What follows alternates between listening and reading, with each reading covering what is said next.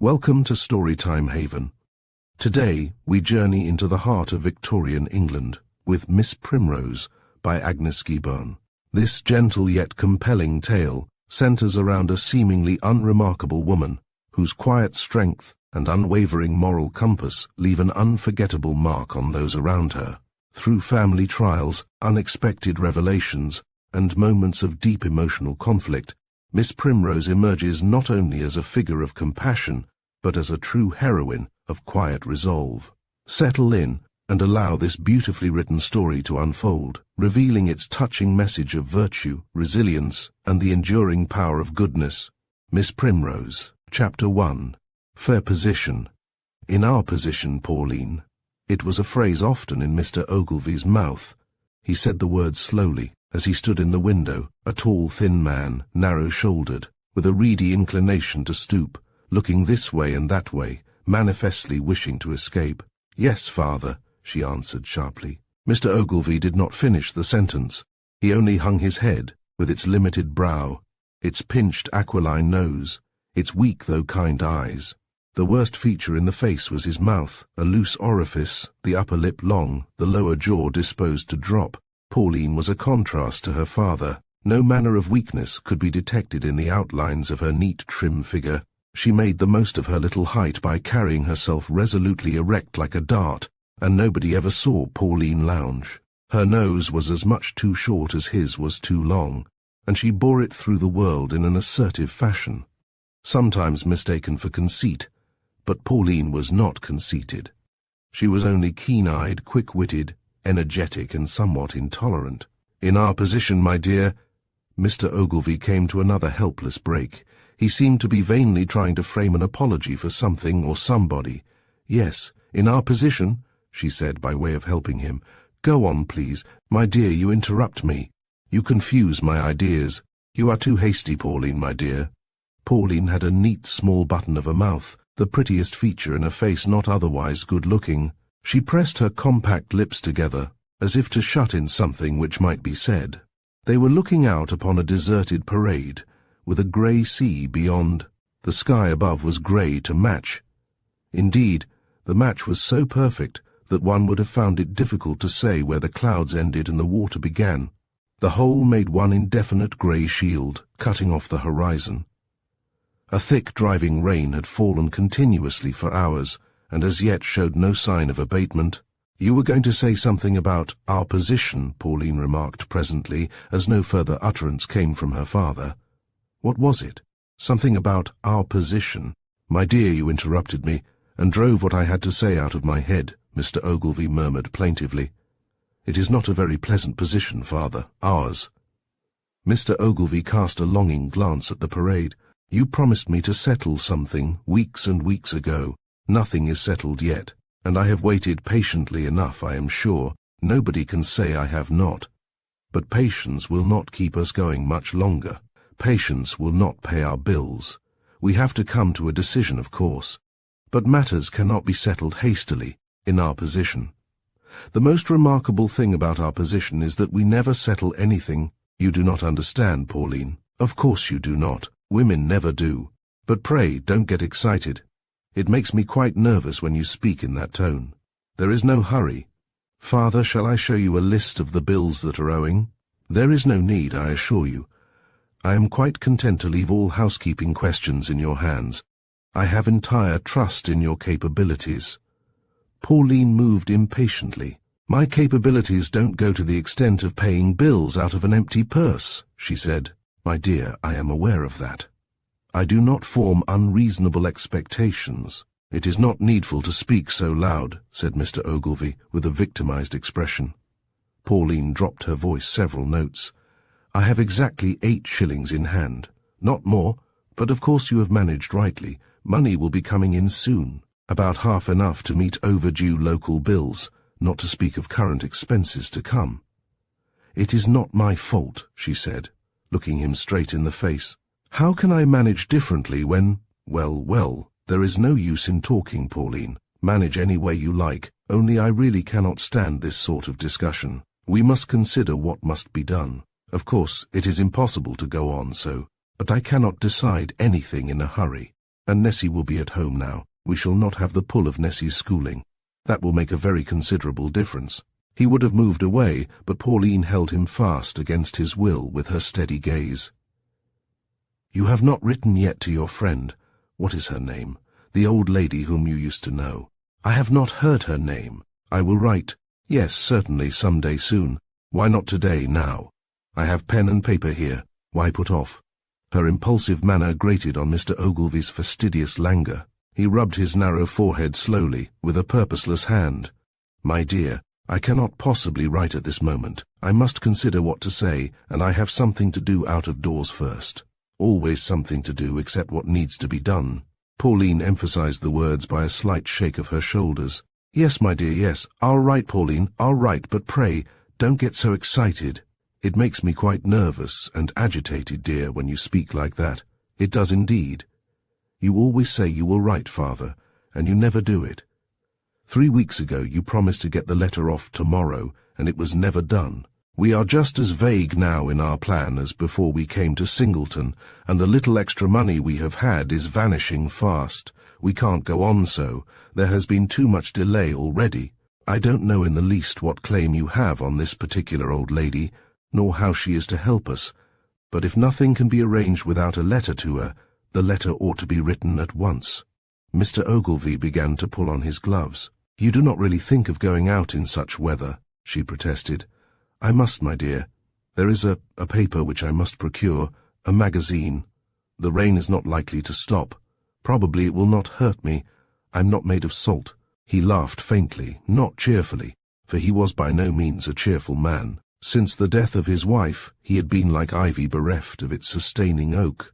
Pauline inherited much of her mother's vigor, but she lacked self-control, and her energetic ways worried him, not being softened by sympathy. Cannot you put off your walk till tomorrow, and stay in now to write to your old lady? You will come back tired and wet, and another day will be lost. Nessie comes home tomorrow, and I want it done before she arrives. Mr. Ogilvy's lips moved deprecatingly. My dear, I cannot do things in such a hurry. It is not my way. I must have time. Nessie coming home tomorrow. Yes, I forgot. I thought it was the day after. But all that you need say will be written in 10 minutes. See how the rain is pelting. You can't start yet. Here is your writing case. Pauline had a certain power over her father. He sat down at length with a resigned air, pen in hand. Pauline stood near, unconscious how her gaze paralyzed his thoughts. Can't you begin? My dear, what is her name? No answer. Is it a secret? Mr. Ogilvy traced slowly 2 words. My dear miss, and there he stopped. Dear miss what?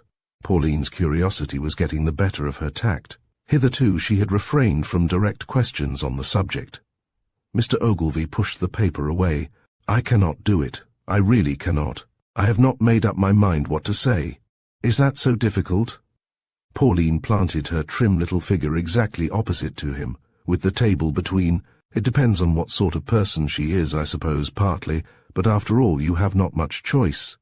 We are in money troubles and we want help. That is the gist of the matter. You only have to smooth down and round off. If you are so anxious that I should not see you write her name, I will stand in the window with my back turned, though why you should make such a mystery of it all. Chapter 2, and how the letter was not written.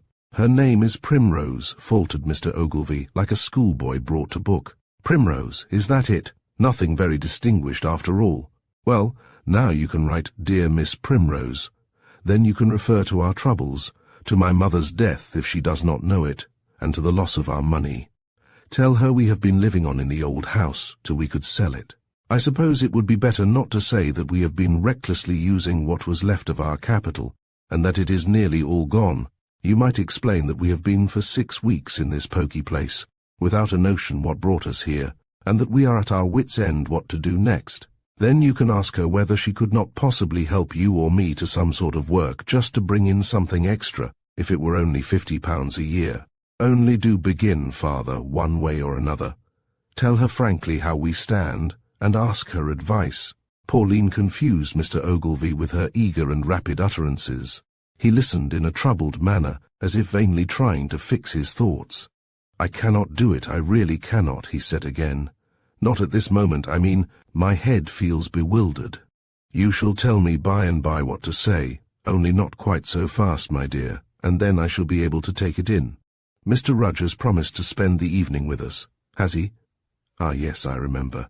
But I shall be in long before then. There is plenty of time. And you promise to write to Miss Primrose when you come back. I will see about it. Father, if you find the letter such a trouble, why should I not write instead? Why not? My dear, it would not do. It would not do at all. Mr. Ogilvy looked fretted. Pray do not think of such a thing. Thinking isn't much use, for I have not her address, Pauline responded. But I don't see why I should not write. Something ought to be done. Mr. Ogilvy made his escape at last, Pauline going with him to the front door. When she turned back, she was confronted by a young man, a gentleman, who had just come downstairs. He was, perhaps, about 30, with a fair reddish complexion and light hair. A certain wishy-washiness which sometimes goes with such colouring was in his case obviated by a broad-chested figure, over medium height, and by darker eyebrows and moustache. The effect was curious, not unpleasant, and he had a particularly genial smile. Wet day, Miss Ogilvy. Very. Pauline retreated before him into the sitting-room, as if it were a matter of course that he should follow, and follow he did. I've been trying to persuade my father to stay in, but he won't hear reason. Men never do, I believe. Not often, laughed Pauline. She stood by the fireplace in her usual erect attitude, the short nose so lifted as to point slightly upwards. It was an attitude which always gave the impression of a struggle after increased height. Pauline certainly was short, quite under medium height for women, and she looked shorter than usual beside her present companion, who gained extra bigness from his large enveloping cloak. He stood looking down on Pauline with a good-humoured, interested expression, and Pauline gazed up at him with her usual self-assertiveness, into which, however, a tinge of softness had crept, especially when the reason flows from feminine lips. You are making out a bad case for yourselves. A man ought to be willing to hear reason from any and every quarter, if he is such a reasonable animal as he is supposed to be. That's rather cutting. You won't exercise your logic to keep me in, I hope, for duty calls me out. I never go against the calls of duty, and you are not my father. He laughed outright. No, not quite. Not quite that. Pauline coloured vividly. I mean, you are younger. You have not his health. Besides, after a pause, I suppose I ought to confess that I was not thinking so much of his health. I wanted him to write a business letter. Ah, horrible things, business letters. By the by, did you not say that your sister was coming home this afternoon? I have to go to the station presently. Could I be any help as to meeting her? The weather is so bad, for you, I mean. I would gladly put her into a fly, or, thanks. We can't afford the luxury of a fly, and Nessie does not arrive till tomorrow. Pauline spoke the words rather stiffly. She was not anxious to throw Mr. Rudge and Nessie together more than need be. Of course they would and must meet, but still, well, Nessie was undeniably pretty, and Pauline was not pretty at all. Pauline knew this, and did not mince matters with herself. In a general way she was not jealous. She loved and was proud of Nessie, but still. Chapter 3. Fonimar Rudge. The truth was, a new factor had come into Pauline's life, a new element altogether, in the shape of Leonard Rudge. Pauline had reached the age of 27 without a love affair. She had always declared stoutly that she did not want to marry, that she did not care for men, that she preferred a single life. This was all very well, so far as it went. Most sensible women do prefer a single life, until they meet with the one individual who alone can make married life preferable. Pauline was so long before she met the said individual that she had made up her mind he did not exist. Then, suddenly, he appeared. During 6 weeks past, she and her father had been in Singleton. Pauline would have found it hard to state why they had first come. After leaving the home of her childhood, she had not greatly cared where they went next, all the world looking equally forlorn. And Singleton had seemed to offer economical advantages, a prime consideration. Mr. Ogilvy suggested the name first in his hesitating way. He had known the little watering place in his youth, and he had a wish to see it again. Pauline acquiesced somewhat indifferently. It was not a fashionable watering place, and what season it possessed was not in May or June. The spot might do as well as any other for a while, till they had formed some more definite plans for their future. Once installed, they stayed on, week after week, and plans remained as indefinite as ever. Nobody knew exactly how acquaintance began between the Ogilvies and their fellow lodger. A lifted hat, a kind word, some little help when needed. These were the first stages, and then the acquaintanceship ripened fast. Pauline did not like strangers generally, and she was apt to give them a cold shoulder. She liked Mr. Rudge, however, and she made no objection whatever when her father asked him in to high tea and a game of chess. Mr. Ogilvy was a good chess player, and he found his match in Rudge. Yet chess-playing did not take up all the time. Rudge found leisure for divers little chats with Pauline. He was a pleasant young man, no doubt, well-informed, frank and agreeable. Nobody knew anything about his antecedents or his intended future. Nobody knew why he was down here, who were his relatives, or what were his circumstances. When Pauline and her father arrived, Rudge, who arrived a day earlier, had spoken to his landlady about a fortnight's holiday, but 6 weeks had flown, and still he remained. He was always meeting the Ogilvies, always making opportunities for intercourse. He seemed to be growing quite fond of the dreamy and incapable elder man. As for Pauline, that was the question. As for Pauline, he could not be said to definitely seek her, yet he and she had perpetual encounters. His manner might not be that of a lover, but it was that of a cordial friend. There could not be the slightest doubt that he liked Pauline more or less. Only the doubt was, how much more or how much less? There could not be any doubt that he was interested in Pauline. Nevertheless, the kind and degree of his interest might be difficult to define. She was not in the least good-looking, and never had been. Beyond the possession of a trim figure and a neat button-mouth, she could lay no pretensions to personal charms. Men often do fall in love with much plainer women than Pauline, but such women have also often the redeeming qualities of lovableness, sweetness, or at the least of soft and winning manners. Pauline's manner was neither soft nor winning. It was downright and dogmatic. Such amount of softness as she could display did come to the surface in Leonard Rudge's presence, but at its best it was not much, nor could she be called by any stretch of politeness a lovable person. She was true and reliable, and practically unselfish, but by no means sweet or lovable. She had many angles, and they were apt to knock against people in her near neighborhood.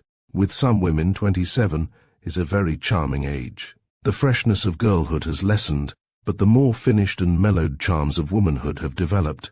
But Pauline had lost her early freshness without gaining any new charms. She was as curt and blunt at 27 as at 17. Despite all this, she exercised to some extent an attractive power over Mr. Rudge. He laughed at her often, yet she interested him and touched him. She was so little, and she had so much on her hands. That big, limp, helpless father, who was good at nothing in the world except chess, leant upon her absolutely.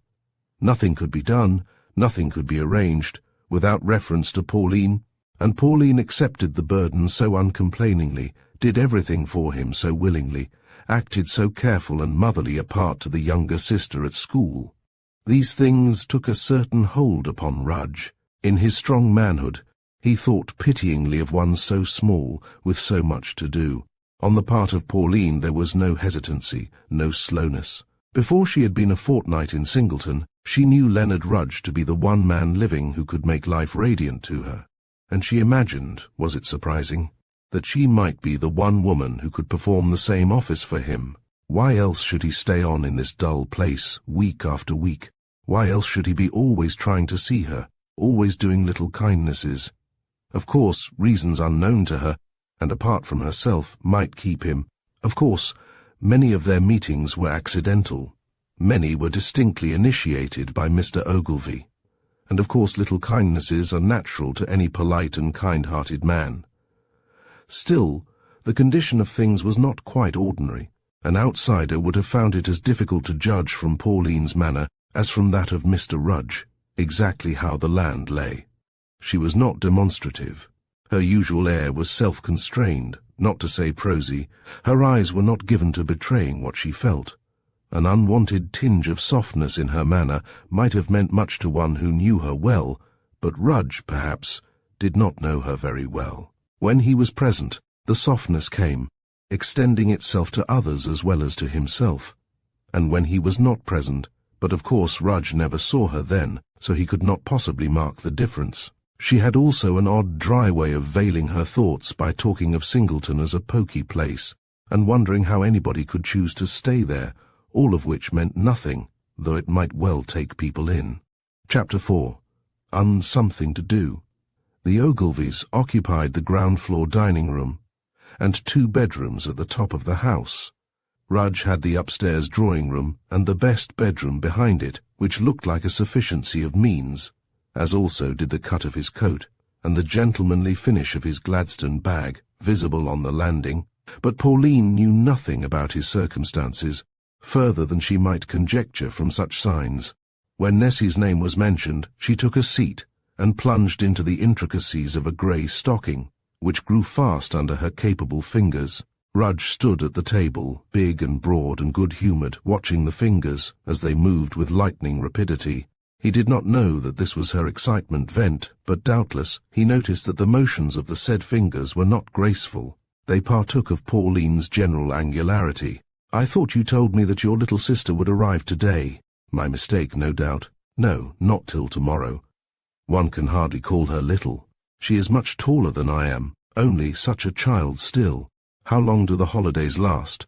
"They are to be interminable. She will not go back to school." "Ah, home education.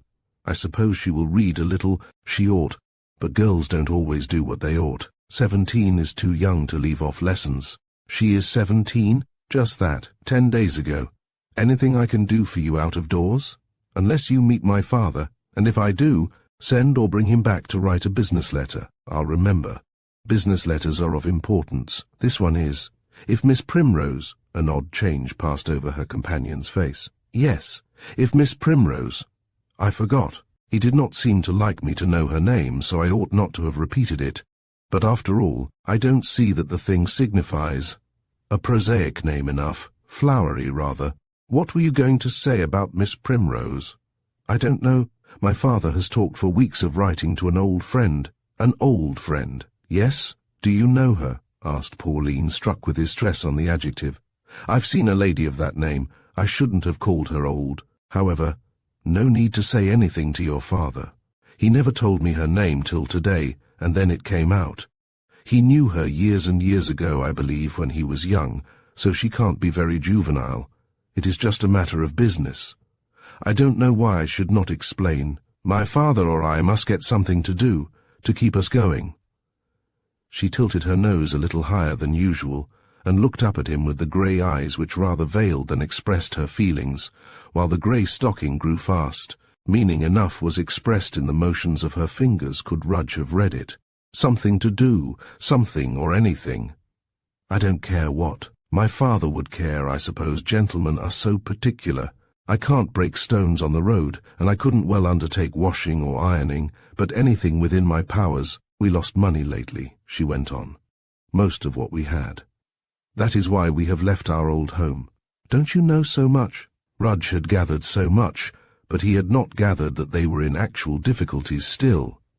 "I'm sorry," he said. "I didn't suppose.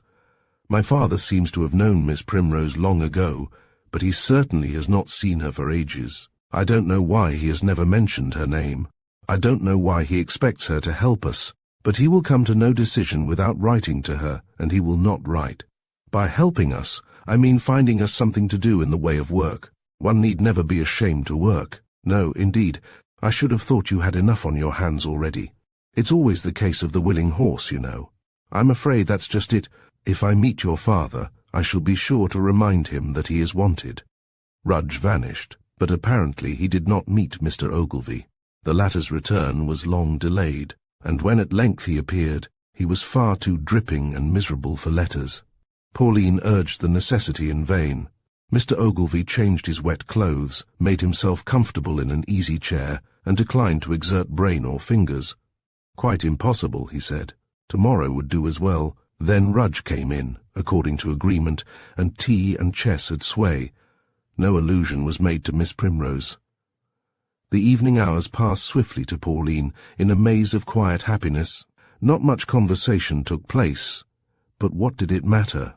Enough for her to sit at the table plying her needles, watching the game, stealing glances at the strong, broad shoulders and the good-humoured reddish face, which had taken so strong a hold upon her being. An occasional glance in her direction was all she needed. If only things might go on so, always. But Nessie would come home on the morrow, and that might mean differences. Chapter 5. Rain! Rain! Pauline stood on the station platform looking out for Nessie's train. Her waterproof cloak was as limp and nearly soaked as a waterproof can be, and her closed umbrella formed a puddle near her feet. A second pelting day had followed the first, and she had walked to the station for economy's sake. Nessie would arrive directly, so no need to remove the draggle-tailed cloak. She gave it a shake, flapped the umbrella, and set herself to renewed waiting. "Thanks for an artificial shower," a voice said at her side. Pauline twisted sharply round, chilly and wet no longer in imagination, whatever her outer woman might be. "You here, Mr. Rudge? Seems like it. Did I sprinkle you? I thought nobody was near. Merely a small shower bath. I'm sorry, but you had business at the station yesterday," with meaning stress on the last word. Undeniably true. "And today too?" "Today too." He looked impenetrable. "Are you anxious to know what the business is? Of course it is not my concern, but I have a big parcel to get home." "You had not that yesterday." "I beg your pardon, I had. But the day was so wet, and today is so fine." "That's just it. We may have this lovely weather for a month, and I want my parcel." So I chartered a cab. "Wouldn't the railway people send it for you?" "I didn't ask them. The cab is there, secured and waiting. Room inside for you and your sister." "Oh, there's no need, thanks. We can easily walk. I haven't a doubt of that. The question is whether you couldn't more easily be driven." Pauline looked dubious, not as to her own liking, but as to the requirements of the case. Rudge did not weaken his point by disputation. "Don't stand still," he said. "The air is wringing wet. And pardon me, you must take off that cloak. We'll give it to the driver. So, and your umbrella." He had them both by this time. "I meant to save you the wet walk, as I had to come, but when I'd got the cab you were gone. I had some shopping to do, by the way. When one can't keep dry, one may as well be any amount wet," said Pauline. "I don't know why you should bother yourself in this way," she added, to hide an inward glow of pleasure. "I don't know either, if it is a bother." He stopped at the bookstall and purchased a punch. "There's a cartoon that I want your father to see." "Well, did he arrive in time for the business letter yesterday?" "Somehow I failed to find him. It was not written. Inclination was wanting, not time.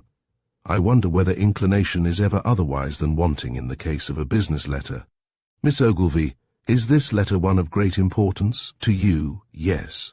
I don't know why, but it is. We can't go on as we are doing now. That is the reason," she said frankly, though not usually disposed to frankness about family affairs. "Our plans ought to be settled, and my father seems able to settle nothing without reference to Miss Primrose. I don't know why. The said settlement of affairs might involve a move from Singleton." Inquiringly, "I suppose so. We have no idea of living here. What I want is to find some work, something to add a little to our income, and, of course, a home in some place where we can economize. Miss Primrose is an old friend of your father's, you say?" "They must have been friends before I was born." "Ah, more than a quarter of a century ago." "Yes," in a rather odd voice. "There comes the train." "What is your sister like?" "Nessie. Oh, tall and pretty, a schoolgirl. Light hair and eyes." The train drew up. Pauline grew flushed and began to run, but Rudge checked her. "No hurry," he said, with amused eyes. He took the matter coolly himself, glanced to right and left, then approached a third-class compartment, in the doorway of which stood a slight creature, girlish but not schoolgirlish, with fluffy fair hair and sky-blue eyes. Rudge singled her out as if he had known her all his life. "Miss Nessie Ogilvy," he asked. "Here is your sister. How many trunks?"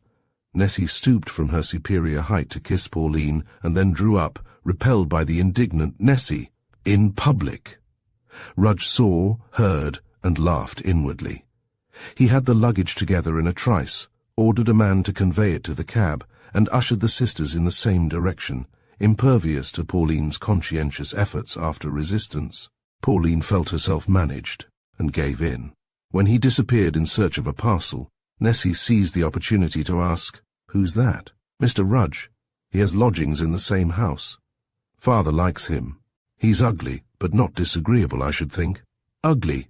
Pauline could have protested, yet she did not wish Nessie to admire Mr. Rudge. Once off through the persistent downpour, Pauline began to realize the pleasantness of being so conveyed. "Easier than walking, isn't it?" Rudge said, smiling. "Yes. You must let me share the fly with you." "I thought we were sharing it already." Pauline was conscious of being worsted, and she let the matter drop. Rudge was studying Nessie at intervals with evident interest. Pauline had expected this, for Nessie was decidedly pretty. She had a taking little face, small-featured, with soft blue eyes, and short hair of pale straw colour in a fashionable confusion of waves and half-curls. Nessie was only 17, just 10 years younger than Pauline. There had been 3 sisters between the two, none of whom had lived beyond infancy. Pauline loved Nessie dearly, counting herself well able to play a mother's part. Perhaps her role had been a little too maternal as to authority, since her mother's tenderness had been lacking. Nessie could scarcely be said to return, measure for measure, the elder sister's affection. But then, the said affection was not commonly visible in manner. This makes all the difference. Pauline had a sharp manner of speaking to Nessie, as to others, and sharpness does not win love. All the practical kindness in the world, shown by one friend to another, or by one sister to another, will not undo the effects of a sharp and argumentative tone. Pauline knew herself to have failed somehow in that quarter, but she did not exactly understand how. She was not great in self-knowledge. Reaching the house, Rudge handed both sisters out. He marked, with his dry little smile, the difference between Pauline's impetuous descent on the pavement and Nessie's soft, slow movements. 2 sisters could hardly have been more unlike. Nessie had not her father's features, the long thin nose, the long weak upper lip, or the long limp chin, but her languid gentle manner was distinctly inherited from him. She had none of Pauline's air of being moved by springs, of acting in jerks. "Well, Pauline, so you were prudent and took a cab after all." "Well, Nessie, it was easy to see which daughter lay nearest to the father's heart. Not that Nessie was more estimable or more useful than Pauline. She was only more soft and winning. Practical worth and usefulness by themselves are not lovable." Nessie dropped quietly into Mr. Ogilvy's arms and held him fast, secure of no rebuff here, and heedless of Pauline's propriety notions. "Nessie," the latter muttered, but in vain. Mr. Ogilvy and his youngest went into the dining-room, clinging still each to the other. Rudge stood, with his big parcel, looking at Pauline. "How much is my share, please?" she asked. "Your share?" "Of the cab." "2 seats," said Rudge, with a bow. "All right," he called, and the cab drove off. "But you have not paid him." The remark was passed over. Rudge looked again at Pauline over his parcel and said, "Hardly a child. Charmingly pretty. Nessie, yes, she always was pretty." Pauline forgot the cab question. "The prettiest creature I have seen for a long while. Everybody thinks so, of course." Pauline went upstairs without more ado to change her draggled skirt. Like the rest of the world, she murmured to herself, "Nothing but a pretty face is worth thinking of. I should have thought he could be above that, but I see how it will be." Chapter 6. Today or tomorrow. "And, Father, you have not written to Miss Primrose yet?" "No, my dear." "Who is Miss Primrose?" demanded Nessie. "An old lady, a friend of Father's.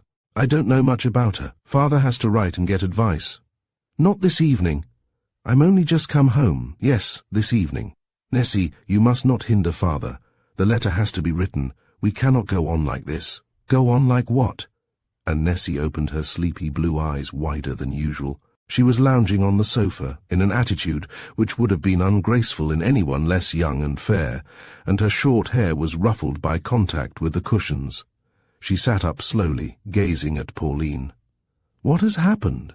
"Nothing new. Nothing that you don't know. Only that we have not money to spend as we are spending, and nobody will believe the fact."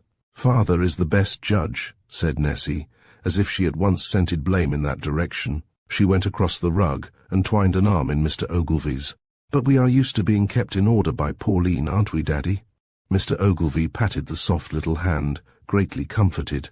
Pauline had a way of making him feel himself in the wrong, and it was comfortable to have somebody near who would help him for once to feel that Pauline was in the wrong. Nessie sat down on the arm of his chair and laid her cheek against his. "Who is Miss Primrose, and where does she live? Why have we never seen her or heard about her?" "My dear, it has not happened." Mr. Ogilvy coughed away the rest of his sentence. He always had a cough ready for emergencies. "But why hasn't it happened? Are you such old friends?" "I knew her, yes, very well." "When, Daddy?" "My dear, years ago, when you were young." "Well, yes," with a faint laugh. "What makes Pauline so bent on getting up the acquaintance again?" "It is not on my own account, Nessie. I am bent on knowing what we are to do. I don't see what that has to do with this." "Does Miss Primrose live alone, Father?" "She may, probably." "Is she handsome?" "I have not seen her for more than 25 years. Not since Pauline was a baby. She was rather pleasant-looking." "Rather pleasant-looking, 27 years ago. Oh, she must be a regular old fogey." "When you are a quarter of a century older, I wonder how you will like to be spoken of so," said Pauline. "I can't imagine myself a quarter of a century older, but you must come to it if— Oh, well, we all know that lots of things must happen. I shouldn't think I need have a moral lecture the very moment I get home. Was Miss Primrose pretty, Father, all those years ago?" "She was nice-looking, I believe." "Only nice-looking, you believe. Is that all? At any rate, you weren't in love with her, Daddy." Mr. Ogilvy reddened slightly, yes, actually reddened, and made an uneasy movement. "I shouldn't like to be only nice-looking. I'd rather be ugly outright, as ugly as Mr. Rudge. I do admire a fair woman, but fair men I detest. Father, did Miss Primrose— Where are you going?" "I have something to attend to, my dear." "That is always the way," declared Pauline, as her father vanished. "He never will go into business or tell us about Miss Primrose. He runs away if one tries to make him. You worry him so about her." "Why can't you leave him in peace?" asked Nessie, as if forgetting that her own questions this time had driven him off the field. "Because, Nessie, you are a baby, or you would understand. We can't afford to live in peace, as you call it. We haven't the requisite funds. That is why. It would be a mere fool's paradise for us, ending by and by in a crash. There is not money enough in our possession for us to live as we are living now, yet I can't get my father to see it. If you help him and fight against me, you will just make things worse. I can't see why. I'm sure the way we live is simple enough, and even if we have to make changes, there is no such desperate hurry. A week or two, more or less, can't make such a lot of difference. You are my father over again. It is always no hurry with him, and so we go on, frittering away all we have. The money will soon be at an end, not his annuity. We shall get down to that, and that only before long. £110 a year. Well, it can't be helped." Nessie laid her fluffy head against the cushion. "I don't see any use in worrying. So you and he always say, if we had done all in our power, then I would agree with you, but not till then. It's very easy to shirk worry by putting off all responsibility on another person, but somebody has to worry, as you call it. Somebody has to think and plan, or nothing would ever get done. I wonder what sort of state you two would fall into, if you had not me to look after you both." "A delicious state. I should lie in bed till noon, and nobody would ever talk about money. That's charming, of course, when there is enough money not to need talking about. Unfortunately, the less there is, the more one has to discuss its uses. People who have to earn a livelihood can't lie in bed till noon, and we are coming fast to that stage. However, if I go out as a companion to some old lady, you will be able to try your plan. Experience isn't a bad teacher." Pauline spoke sharply, as if wounded. She toiled much for her father and sister, and it was, to say the least, dispiriting to find no particular gratitude felt in return. Nessie's perceptions were by no means keen, but she was conscious of something wrong. "Go out as a companion," she said wonderingly. "I don't see what else is to be done. Father will never find any work to his taste, and somebody must do something. I should be off his hands then, provided with house room and food, and I should make at least enough for my own clothes. But we couldn't manage without you, and I don't know anything about ordering dinner. You would have to learn, said Pauline, not greatly flattered by the estimate of her uses. Everybody can learn. I am sure I couldn't. I hate that sort of bother. Oh, you mustn't go, of course. I didn't mean what I said just now. We could never get on without you. Chapter 7. The letter. It's done. What is done? Father has written to Miss Primrose. What has he said? I don't know exactly. He did not let me see. I hope you are satisfied now. You have given him no peace since I came home. Nessie, if you will not understand how things are, I can't make you. I do understand, but there are different ways of doing things.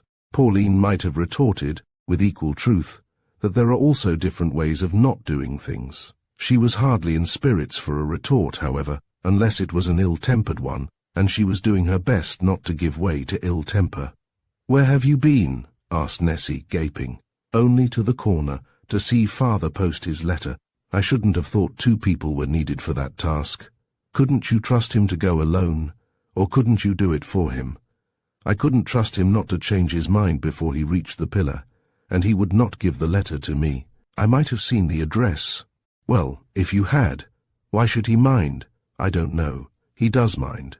It's some antique love affair, Pauline." Nonsense.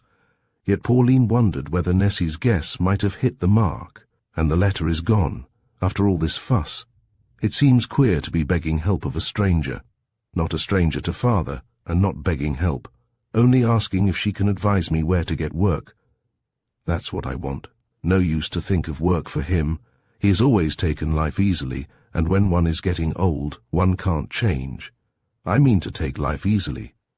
Suppose no answer comes from Miss Primrose? Then I hope my father will see that we have to decide for ourselves. Nessie sank into a brown study, lounging among the cushions. She was a very indolent young lady, fond of limp postures, not easy to dislodge from a comfortable corner, and not addicted to needless exertion. Mr. Ogilvy called her delicate, and sympathized, being himself of the same lymphatic temperament. Pauline called her lazy, and tried the routing plan, without much success. Possibly both were true statements, but the one had not much to do with the other.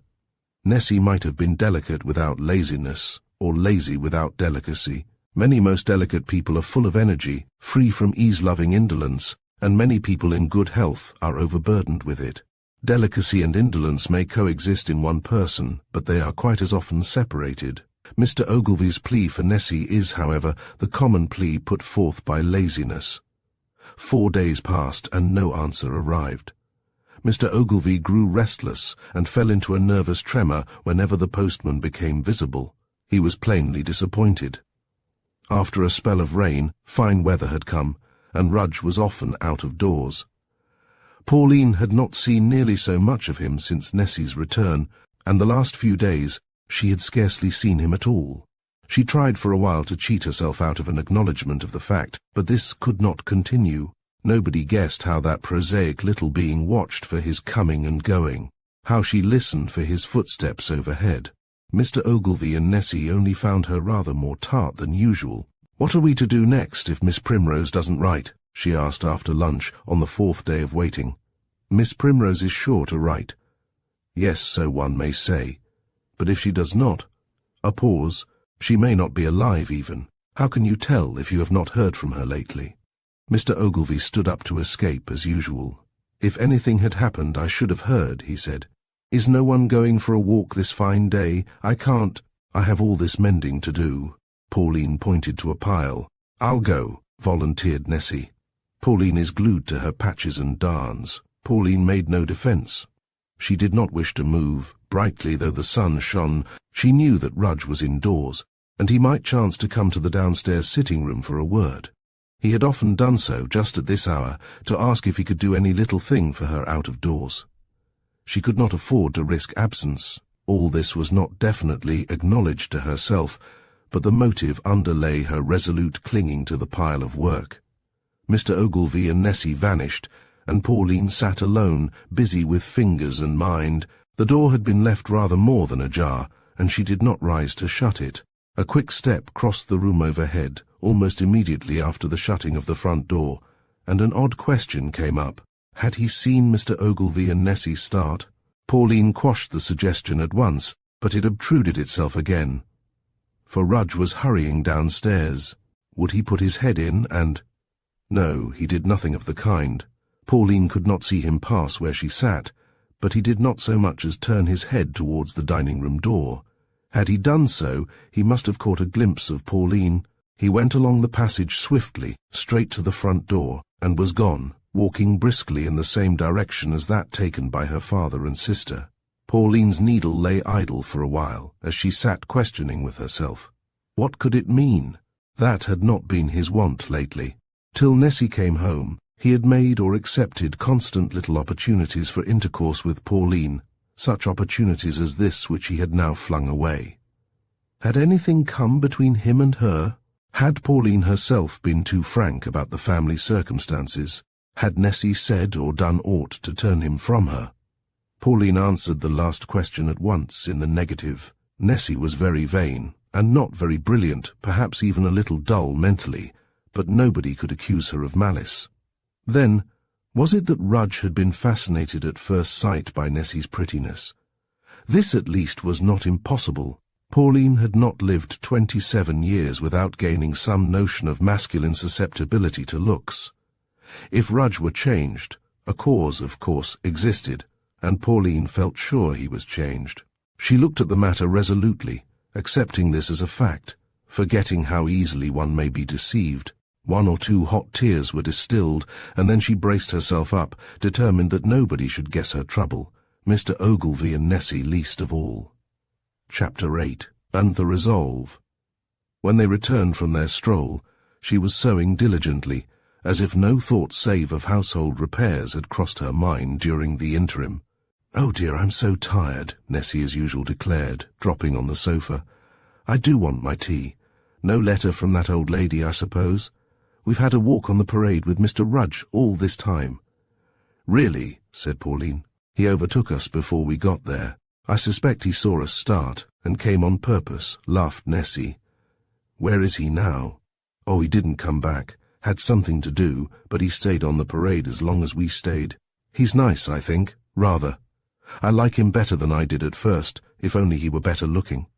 Perhaps he isn't quite so ugly when you get to know him, but nobody in the world can call him handsome." Pauline could have done so, but of course she would not. Her heart sank low. If she had but left her mending and gone out, to have missed such a pleasure.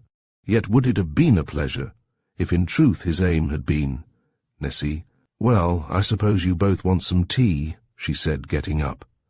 Awfully, yawned Nessie. Then, after a break, "Mr. Rudge has been telling us lots about himself. He lives at a place called Wokinghome. It's in the country, not a great many stations off from here. He must be the squire there, I fancy. That's why he never seems to have anything particular to do. And I dare say he is rich. He and father got upon land improvements, and there was a lot of talk about turnips and mangold wurzel. I hate farm talk, and I almost ran away.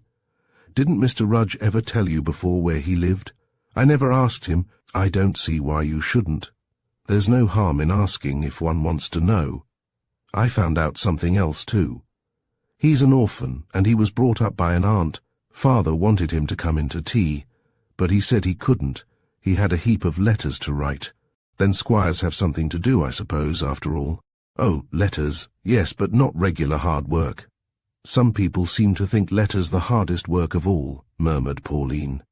Then the postman's knock sounded. Singleton was not one of those watering places where the knocker has given place to the bell.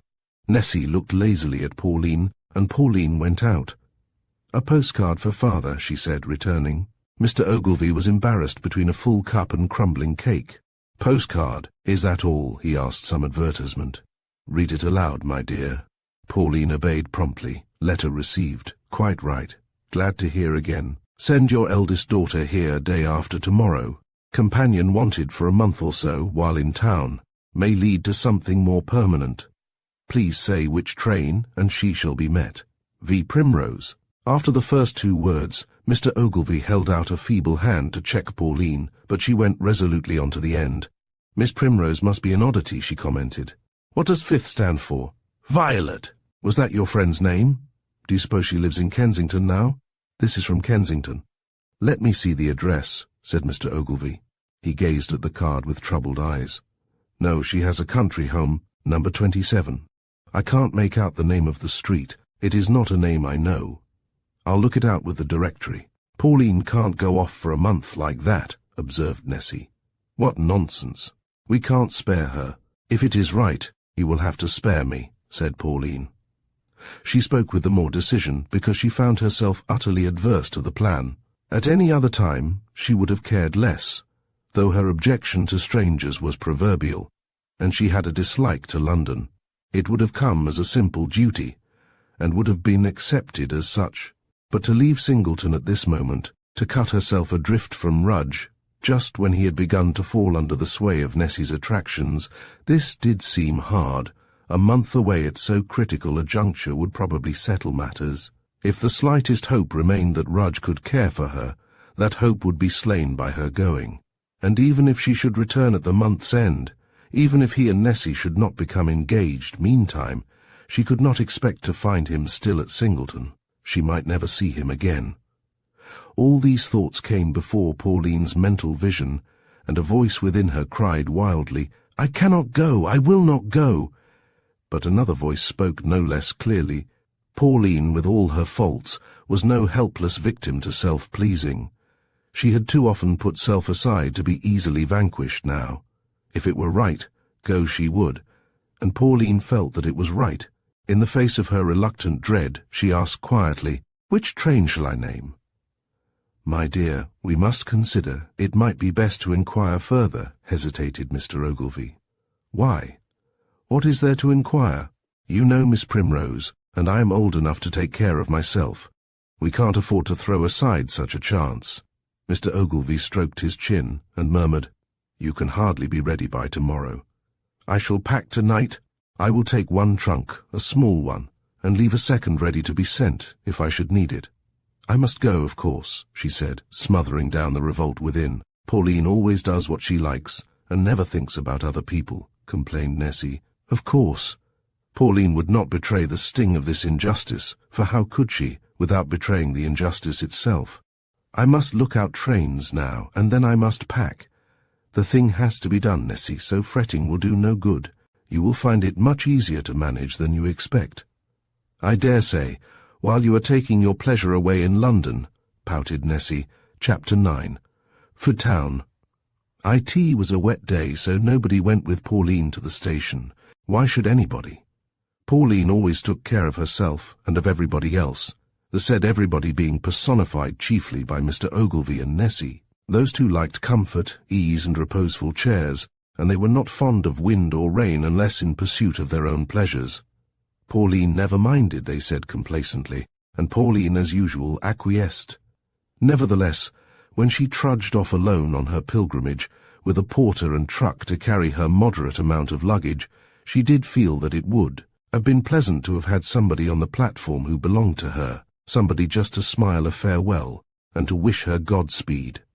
For, brave as Pauline was accounted, she did not always feel so brave below. Fearless as she might seem, she had sometimes a sense of shrinking, hidden by the uplifted nose and confident air. Nobody looking on Pauline could have counted her nervous, yet she knew what certain nervous sensations were, as who does not. Only she was not mastered by them. She was going into an unknown land, with unknown possibilities ahead. Some slight heart-sinking was surely permissible. And there was Mr. Rudge. She was leaving him and Nessie behind. Nessie to look pretty and languishing, Rudge to be caught, as men are caught, by a pair of soft eyes and a pair of rosy lips.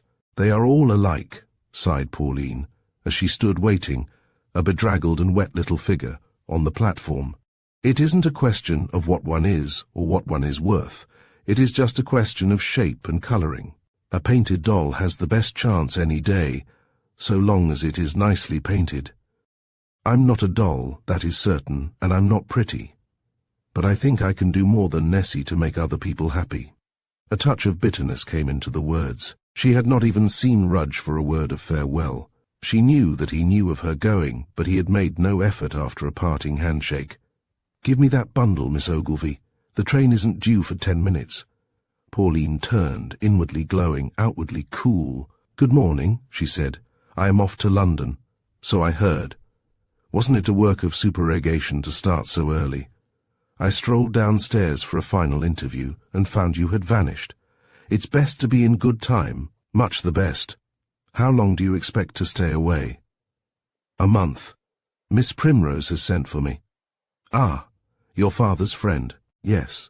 She is in London and wants a companion, and she says this may lead to something permanent.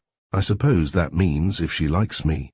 "I don't see what I could do except go," said Pauline, in appeal.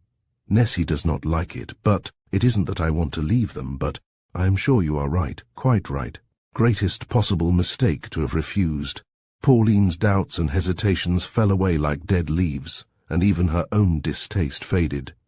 If Mr. Rudge approved, she was content. He had taken possession by this time of her umbrella, her cloak, and her inevitable roll or bundle of wraps. Now he stood looking down on the little figure with a twinkle in his eyes, and Pauline had the protected sensation which is so specially delightful to those who are always taking care of others. "I am so glad you think so," she said earnestly. "It seemed almost cruel to go away, but if it has to be, people may just as well learn independence before 20 as after 30. Yes, I am not afraid that they will not manage. One always can, I suppose, if one must. That was how I learned. I wish I might ask you a question, so you may, but if you do not wish to answer, then I'll tell you so. About Miss Primrose, did you once say that you knew her? I think I confessed to knowing a Miss Primrose. Whether she is identical with your father's friend is another question. I'm very much in ignorance about my father's friend. I fancy she is elderly and plain, with slow emphasis. But my Miss Primrose is young and beautiful. Really beautiful. That is a term used in various senses. Perhaps you would call her lovely. Pauline had a sense of dismay, a sense also that she did not greatly care to make the acquaintance of Mr. Rudge's Miss Primrose. The train came in before she had decided what to say next. The possessive sound of that "my Miss Primrose" sent an unpleasant shock through her. "Which class?" asked Rudge. Pauline was in a dream, actually forgetting to take her seat. "Oh, third, please," she said. Rudge found an empty compartment and placed her therein, stowing away her belongings. "Box in luggage van ahead," he remarked. "You will be off directly. No long waiting here." "She cannot be the same," murmured Pauline. "I beg your pardon. I mean, you're Miss Primrose. She can't be my father's old friend." Hard to reconcile the two descriptions, certainly, but different people see with different eyes. "I hope Nessie will not forget to order dinner tomorrow. That is a catastrophe not likely to occur often. The consequences are too disastrous." The whistle sounded, and Pauline put out her hand, not with her usual confidence. "I wish it were over. I wish I were back," she said. A guard came along, slamming open doors. "Stand back, sir," he said, and passed on. Rudge did not stand back. He bent towards Pauline, keeping her hand for one moment. "Don't be afraid," he said. "You are doing what is right. It will all turn out well. Keep up a brave heart, and God bless you. God will bless you." Then the train was off, leaving him behind. But the warmth of those parting words remained with Pauline, and she was strongly stirred. The two little closing sentences had for her all the force of a prayer, followed by a promise. "It will turn out well," she repeated. "I shall be helped. It is right to go. I am sure it is right." Then she settled down and knitted herself into her usual staid condition of mind. Chapter 10. And a question of ages. Paddington Station at last, after changes and waitings diverse. Pauline secured a porter and went with him after her trunk, in a hurry, of course, though no special cause for hurry existed. Everybody is in a hurry on arrival at a station, and Pauline proved no exception to the rule. When her trunk had been extracted from the piles of luggage, she saw a young footman stroll up and take a negligent glance at the name upon it. Then he followed it, and the porter to where Pauline stood. "For Miss Primrose?" he asked. "Yes," Pauline answered. "This way, if you please. The brougham is waiting." Pauline's previous imaginings had somehow failed to include brougham or footman. She had looked upon the rattling London cab as inevitable. But this is much more comfortable, she told herself when off. Within a reasonable time the brougham stopped at a good-sized solid house, tall in proportion to its breadth, after the want of town buildings. A balcony well filled with flowers caught Pauline's glance. That did not look like lodgings. Had Miss Primrose a townhouse as well as a country house? Miss Primrose was out. Unavoidably, the footman said, as Pauline entered. She would be in presently. Would Miss Ogilvy like to go to her own room? Miss Ogilvy did like, and a maid was summoned to escort her thither.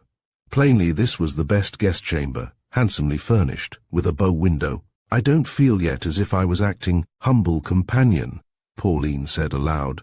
"But that has to come. I'm only on inspection now." She had time to unpack and put away her belongings, in the midst of which operation a maid appeared to offer assistance. Pauline, being of an independent temperament, declined, and the maid vanished. Nobody else came. A clock struck 5, and Pauline's inner woman was proclaiming the need for afternoon tea. "I think I'll go downstairs," she said. She met no living creature, by the way, and the drawing-room was deserted still. Tea stood upon a basket table, ready for use. "I wish somebody would appear," murmured Pauline, who was addicted to audible soliloquies when alone. "I'm desperately hungry. I wonder if I might venture to steal a biscuit. Is it allowable?" "No, I'm afraid not. Miss Primrose is a stranger to me." Pauline roved round the room, looking at photographs and ornaments. "That's a nice likeness of an old lady. Miss Primrose herself, most likely. She looks tolerably agreeable. Well, I suppose the next stage of affairs will be that I shall pick up stitches in her knitting. If that is the hardest part of my duties, I shall not need to complain. Dear me, I should be glad of a cup of tea. I wish I might help myself." "Why don't you?" asked a soft voice, and a girl came forward from the further door, which Pauline had scarcely noticed. She was quite a girl, younger than Pauline, with laughing eyes, and little curls and waves of brown hair above a small oval face, whose bright bloom contrasted with unusual fairness. A very, very pretty creature, Pauline saw at a glance, of medium height, beautifully proportioned, and full of grace. Could this possibly be Miss Primrose? Pauline stood more upright than usual, unconsciously tilting her nose. "Is Miss Primrose at home yet?" "I have come. She sent for me to see if I should do as a companion." Pauline was determined to begin on no false pretenses. "I think the servants have made a mistake, and put me into the wrong room." "Oh no, it is all right. That is our spare room," said the girl. "My aunt is not able to come down, I am sorry to say." "Your aunt, Miss Primrose? Then this was a niece, a guest. May I give you some tea? I am afraid you are hungry?" With a slight flash of fun. "Did you hear me? It is so stupid. I always talk aloud when I am alone. Were you there long? At the door? Only a few seconds. It was so charming I couldn't resolve to come forward directly. Pray sit down." Pauline obeyed, and the pretty creature proceeded to pull off a handsome cosy. "Some cream? Some sugar?" she asked. "Do help yourself to bread and butter. You must be half-starved. Such a shame that you have had to wait." "Are you Miss Primrose's niece?" asked Pauline presently. "No, my aunt is Mrs. Palmer. I live with her, but my own name is Primrose." "You are not Miss Primrose," uttered Pauline. "Strangers generally call me so. My home name is Viola."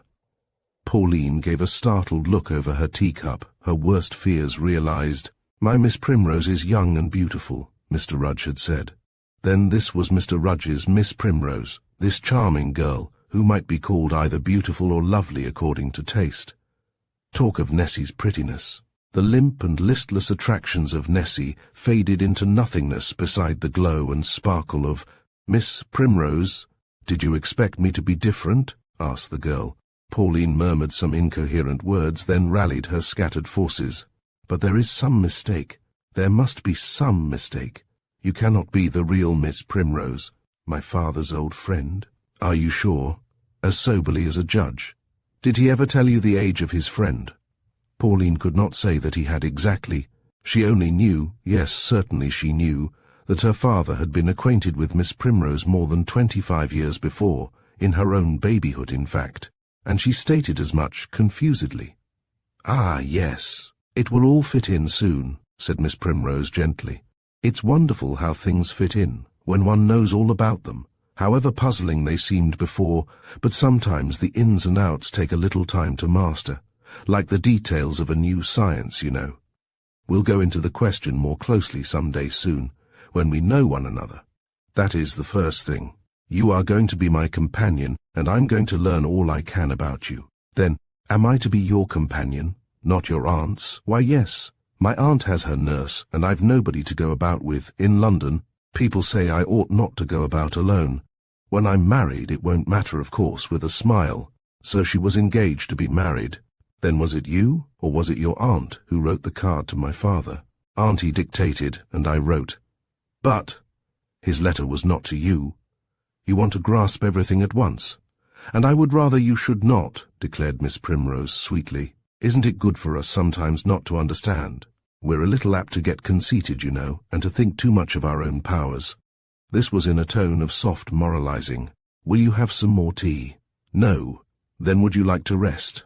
I must write home, said Pauline. You will find paper and stamps at the side table here. Perhaps it would be as well not to puzzle your father with the question of ages till you understand them better. But do just as you like. I want you to feel at home. Tell him, at all events, that I will do my best to give you a pleasant month in town. That is all very well. But what are to be my duties? Asked Pauline. Chapter 11. Ogilvy's old friend. Pauline's question was left unanswered for the moment, and she decided not to push it that day. Better to wait and see what was expected of her. Seemingly she was expected to be agreeable, and to have an unfailing fund of conversation at command. Miss Primrose talked all dinner time, and nearly all the evening, never oppressively, always charmingly. Pauline was not gifted in the conversational line, but she felt that the best part of her was being drawn out by this sparkling creature. It was impossible not to be at ease, impossible not to converse, if she were indeed Mr. Rudge's Miss Primrose, but that was the question. Pauline tried to find out, and failed. 3 times she led the talk to Mr. Rudge, and 3 times Miss Primrose led it away before her end was attained. What could Pauline do but submit? Certain particulars slipped out in the course of conversation. It became evident that Miss Primrose was an orphan, and had lived, at least for some little time, with her aunt. Conditions not unlike those of Mr. Fudge, Pauline remembered. It was also apparent that either she or her aunt was extremely well off, that they spent part of the year in this townhouse, and a larger part in their country house. We ought to be there now, Miss Primrose said, but Auntie's illness has made the journey impossible just yet. Though Miss Primrose revealed little to Pauline, Pauline revealed much to Miss Primrose. She had not often so sympathetic a listener. She told about her own home occupations, about her father's losses, about Nessie's return from school, and about the need to find something to do for herself, as a means of keeping the other 2 afloat. And now you have found it, said Miss Primrose. I don't see what I have to do yet.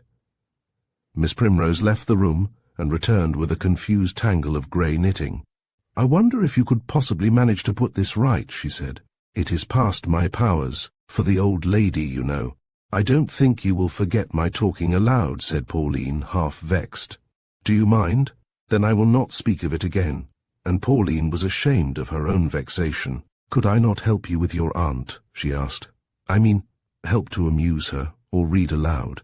She has not seen anyone yet since her attack, and a stranger's face too soon might flurry her, but she talks of a visit from you soon.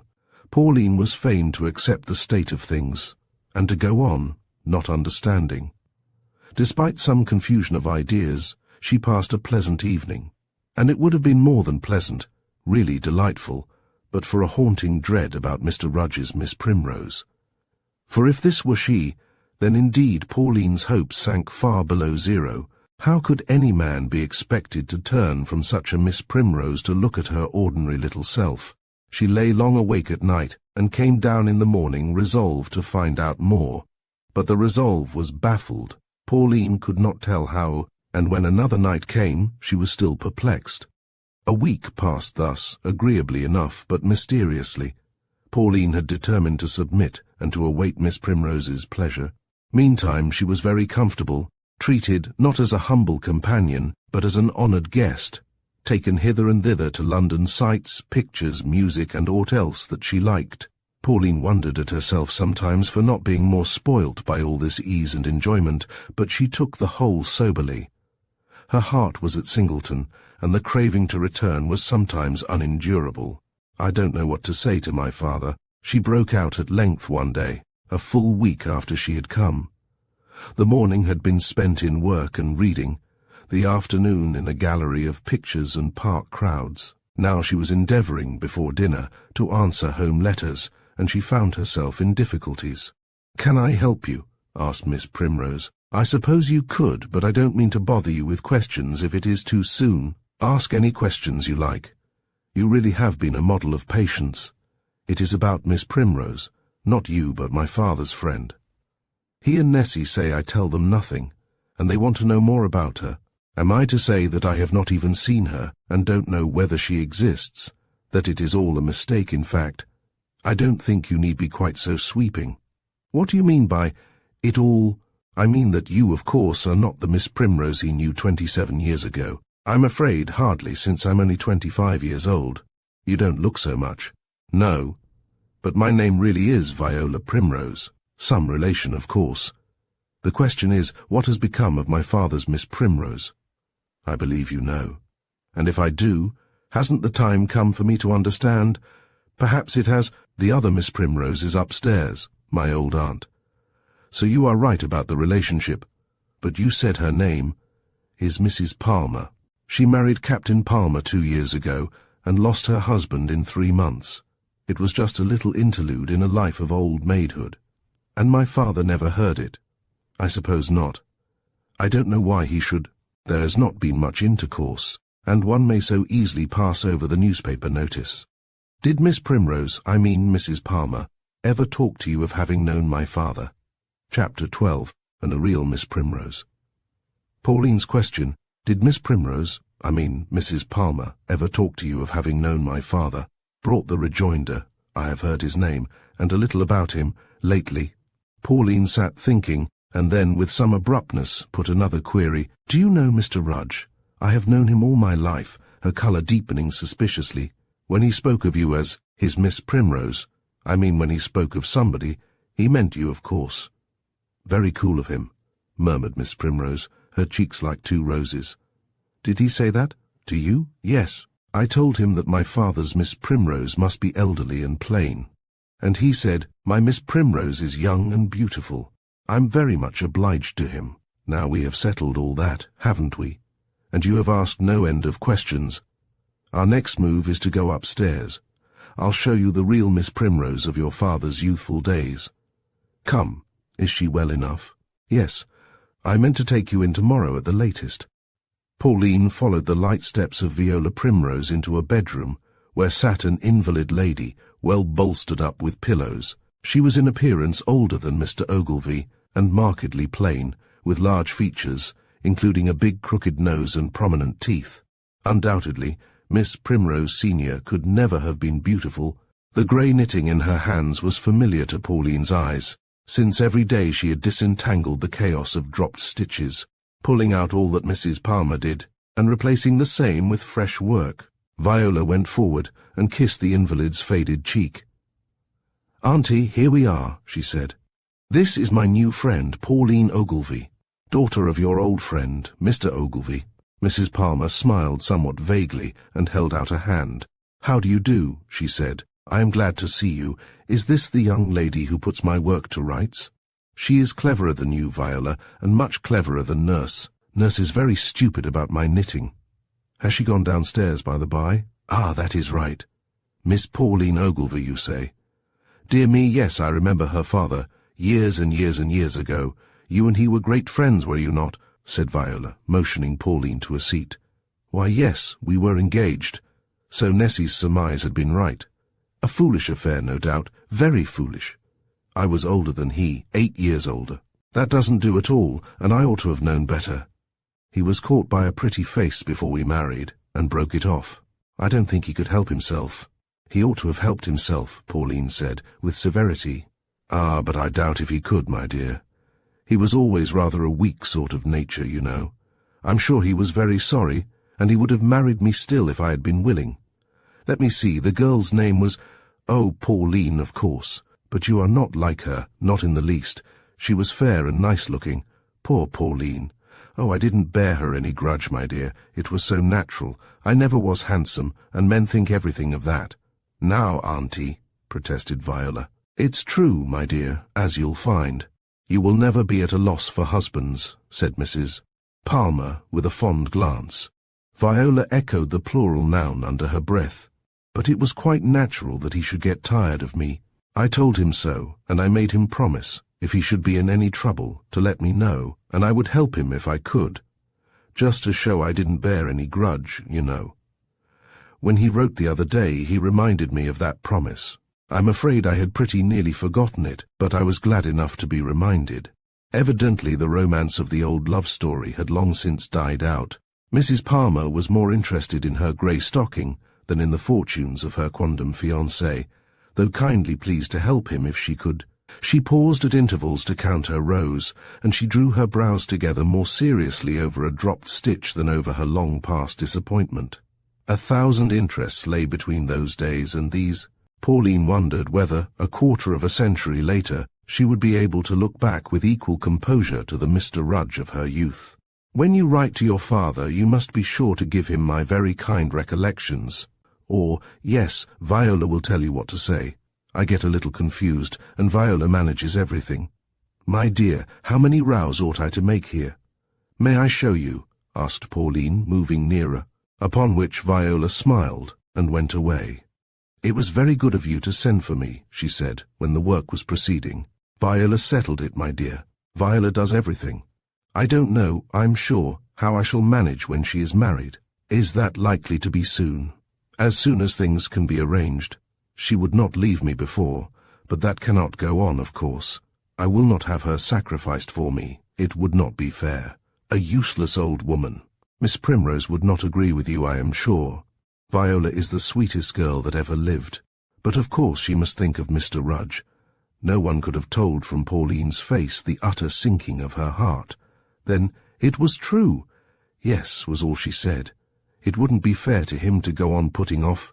If I could persuade him to live with me, then it would be all right. But he's an odd sort of man, and he doesn't seem to fancy it. Mind you don't say a word of this to Viola. I wouldn't have her worried. You will have to find a companion to take her place, said Pauline, with a kind of dead calm. Yes, that's what Leonard Rudge says. But I don't see it at all. I never got on with strangers in any comfort. Now, I think your knitting will go beautifully, said Pauline, standing up. I mustn't stay too long, or you will be tired, but I can help you again, any time. She went quietly away to her own room, locked the door, and stood looking out upon the street, not a beautiful and interesting heroine in distress, but a matter-of-fact little being, resolute and brave in heart. So now I know, she said aloud. Now I understand. Now there can be no mistake. Leonard Rudge, the full name. And he is engaged to Miss Primrose. Well, it isn't surprising. She is sweet enough for anything, and I will not let myself love her less because she is to be so happy. I don't quite see why he was so kind, so good to me. A lump rose in Pauline's throat, and 2 or 3 big tears struggled out. But after all, it was only kindness, only politeness. I never had any real reason to think more, only my own foolish fancies. I understand now. He liked my father, and he thought I might do as a companion for Mrs. Palmer when he should marry Viola. So natural. I look like the humble companion. That exactly. I've got to the bottom of things now. And he just stayed on at Singleton to study me as his old aunt's future companion.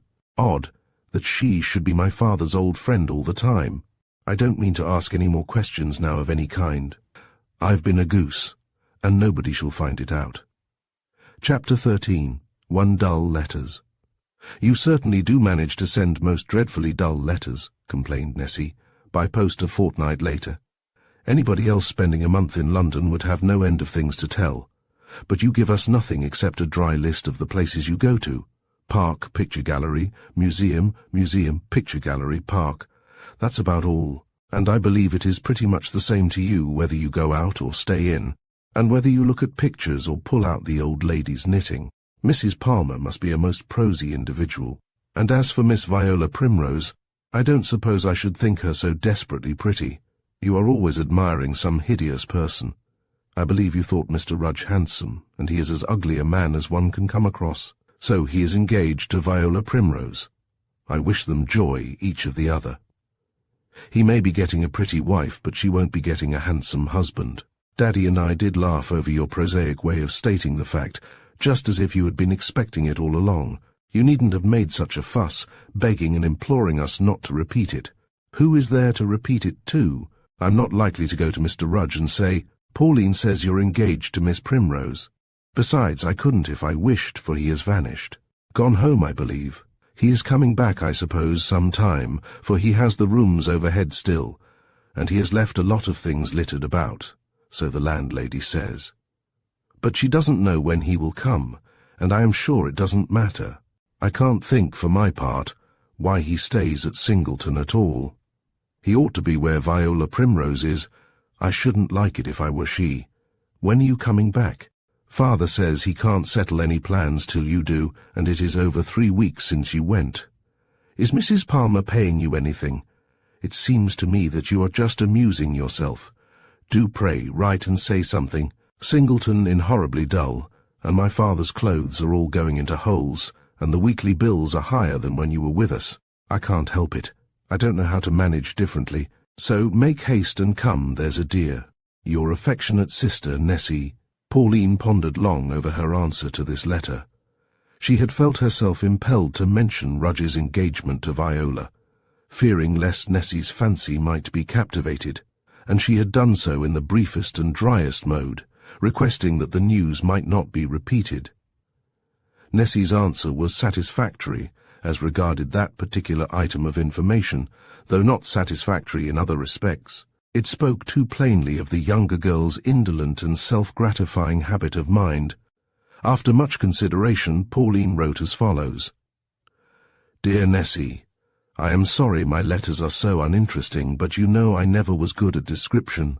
Yes, I have been more than 3 weeks away now, and I began to wonder what I was expected to do, as nobody said anything.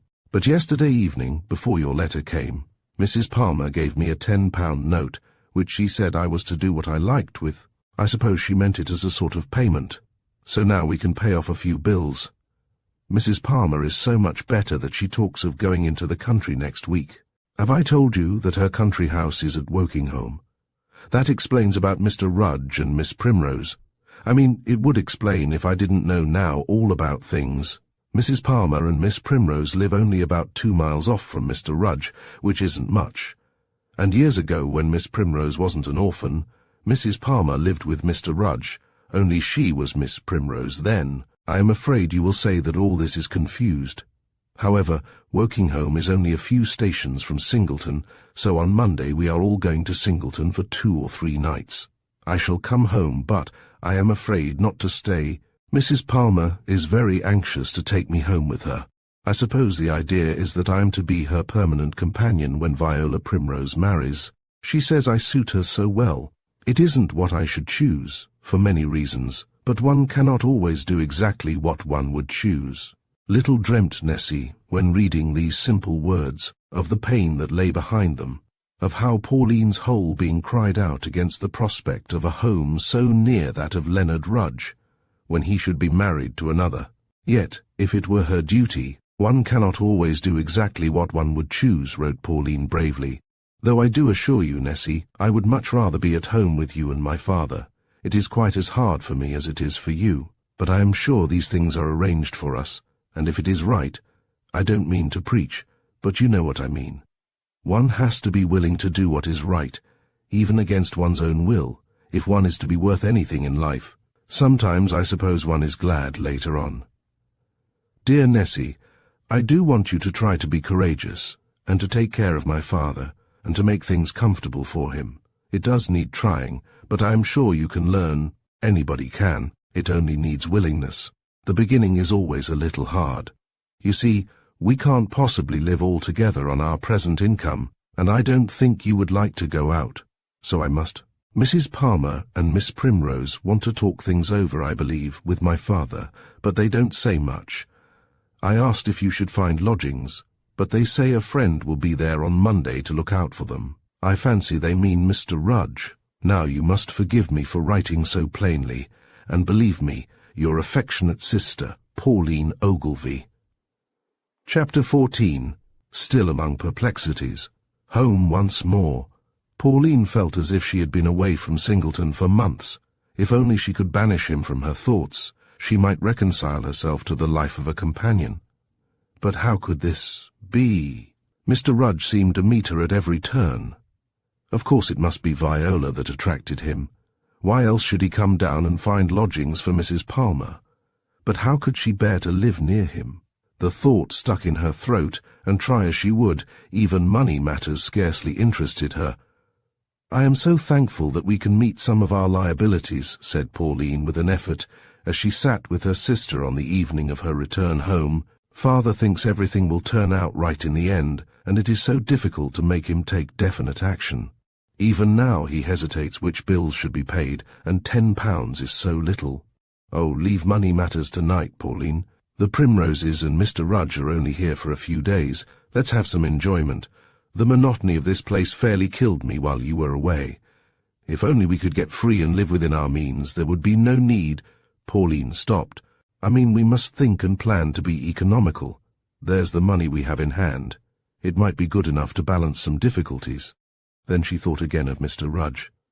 "We shall see," she said slowly. "Wait till tomorrow. So that girl who looked out of the carriage window was Miss Primrose? Yes, she's pretty, I suppose. But I don't care for dark women. I like dark men and fair women. She is lovely, much more than merely pretty. Well, Mr. Rudge seemed to think so, by the way he went off with her. He has been careering over the whole place today looking for rooms. I suppose he has found them. Singleton is empty enough. We shall see nothing of him now. Miss Primrose is here, of course. Yes, we are to have an excursion tomorrow, all of us together, to a cove 2 miles off. Cow's Cove, I think it is called. Father and you and I, and Miss Primrose and Mr. Rudge. If Mrs. Palmer is well enough, she will have a fly and drive anybody there who doesn't care for the walk. I don't mind that. We haven't had anything in the shape of a picnic for ages. Are we to have tea on the shore? No, lunch. A boy and donkey will take the provisions. I told them you and I could manage the walk, but not Father, perhaps. The proposed excursion came off, as it was likely to do if set going by Viola Primrose, weather proving propitious.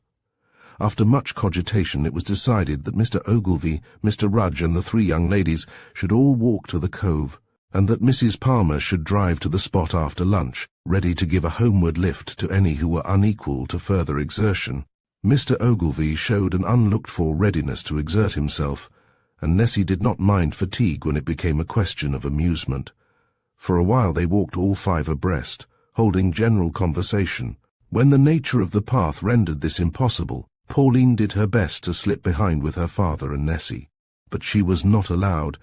Viola seemed to her most unselfish, Rudge most polite, and somehow, she hardly knew how, she herself was soberly walking with Rudge, while Viola followed with Mr. Ogilvy and Nessie.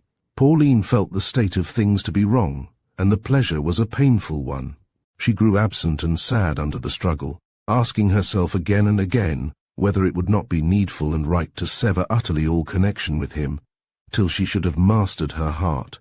"I'm afraid it has been rather too far for you," Rudge said in a concerned tone, when they had scrambled down a rough path into the pretty cove, where the sandstone cliffs hung over, and the waves played soft music. "You must sit on the shingle, and keep quiet for a while. The rest of us will see to lunch." "What?" Miss Nessie fatigued too, as Nessie with an injured air dropped to the ground. "Then Viola and I will undertake it," Pauline protested, and was ordered to keep still, while Nessie, finding it dull to be left with a silent sister, thought better of her condition, and joined the others. It would have been hard for Pauline to say whether she was actually tired, bodily tired, or not. She only knew that she had to submit for the moment, and that everything was very perplexing. The fascination of Leonard Rudge's presence was so complete that it was joy to be cared for by him, and yet she felt that, if she had been Viola, she could not have approved such a manner to another. She could not understand Viola's perfect ease and gaiety. Something was wrong somewhere, but Pauline could not endure to say, even to herself, that Rudge was wrong.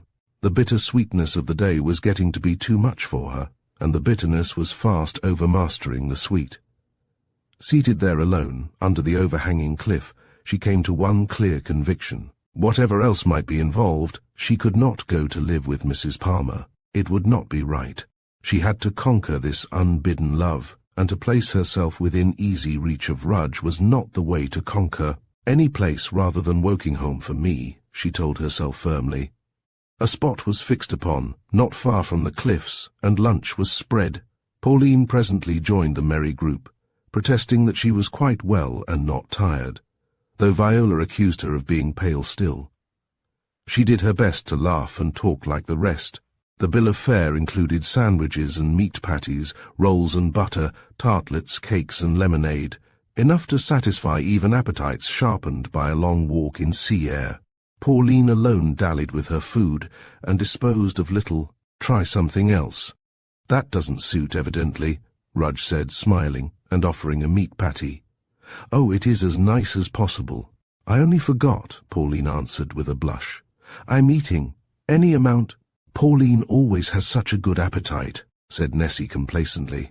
Lunch over, plates and knives were packed in baskets, to be once more consigned to the donkey boy. The last basket was the heaviest, and Rudge helped the boy to carry it up the steep path. Mr. Ogilvy and Nessie had strolled to the water's edge at some little distance, perhaps to escape the trouble of packing. Viola and Pauline stood where the lunchcloth had lain, near but not close together, watching the ascent of the basket. Having deposited it on the top, Rudge turned and came down swiftly. "What an active man he is," Viola remarked, smiling. Pauline only said, "Yes. I've known him all my life, you know.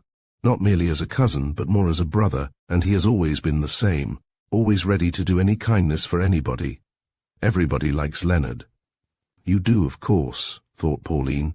"I wonder if you will think his brother at all like him." Pauline was by this time aware that a younger brother did exist.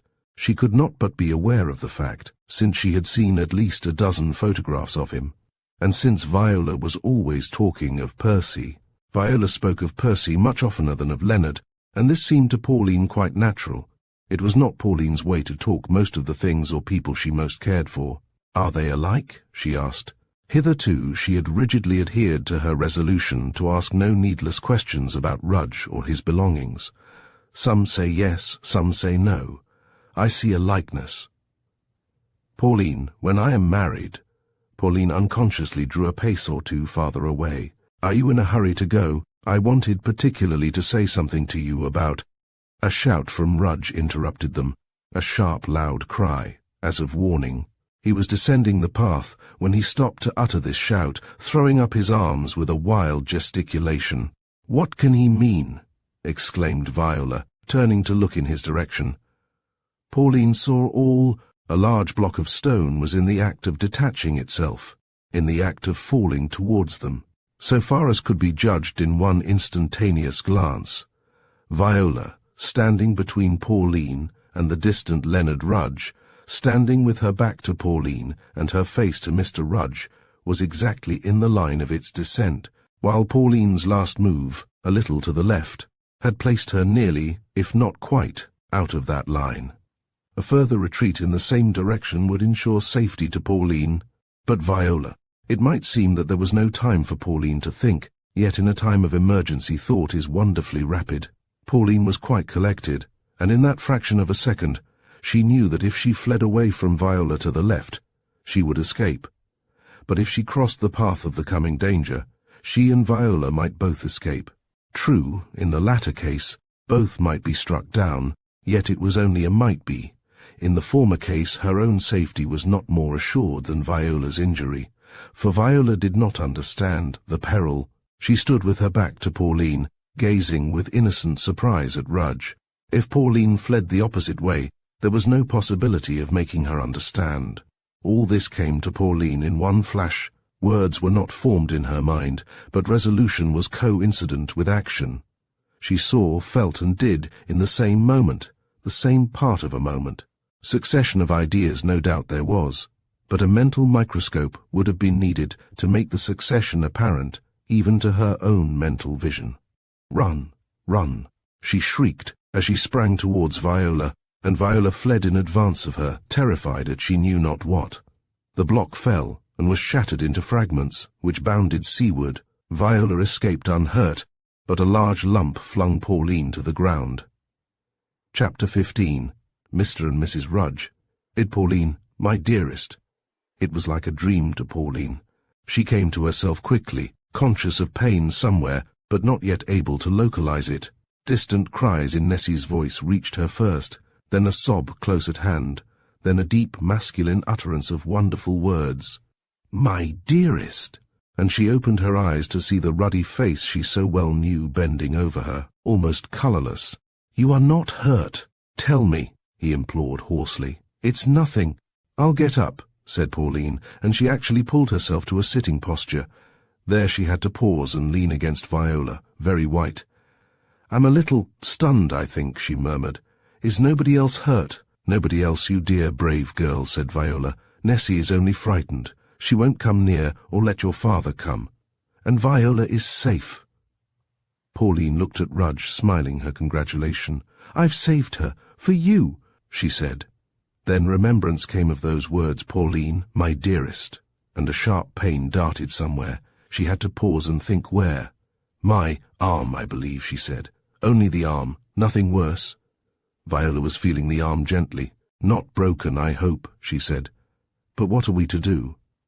"The carriage will come directly. We must get her up the cliff and take her home." "She cannot walk, Leonard." "Oh, yes, I can." "And certainly not." Came together. "Why, Pauline, my dear, how is this?" demanded the uncertain tones of Mr. Ogilvy coming near. "Not really hurt, I hope. Poor dear, Nessie is so alarmed. Don't you think we ought to get out of the way? A further fall might take place." "How did it all happen?" "It happened that she saved me at risk to herself," Viola said with full eyes. "Really?"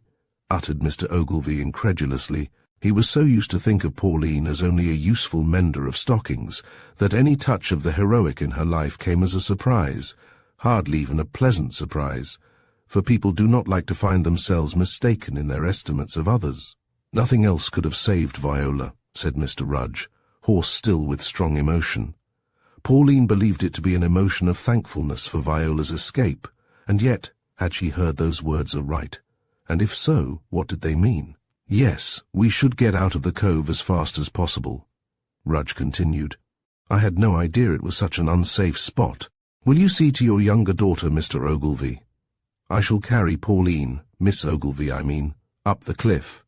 "She cannot walk, no, certainly not," Pauline protested, and found her feet slowly, every movement meaning pain to the injured arm. "I would much rather walk," she said. "I am only a little shaken, and bruised, I think. She might as well have argued with a stone wall." "There is no time to be lost," he said authoritatively. "Another fall of stone may take place at any moment. Viola, get away as fast as possible. Look out and see if the carriage is coming." Then, without further ado, he lifted Pauline, as if she had been a feather, and bore her swiftly over the crunching shingle. Nessie had already reached the foot of the path, which she ascended with Viola, and Mr. Ogilvy followed alone some little way in the rear of Leonard Rudge. Burdened as the latter was, he could not overtake the girls, if indeed he meant to do so. Halfway up he paused, and Pauline said, "I wish you would let me walk. I would much rather, if it will make you happy.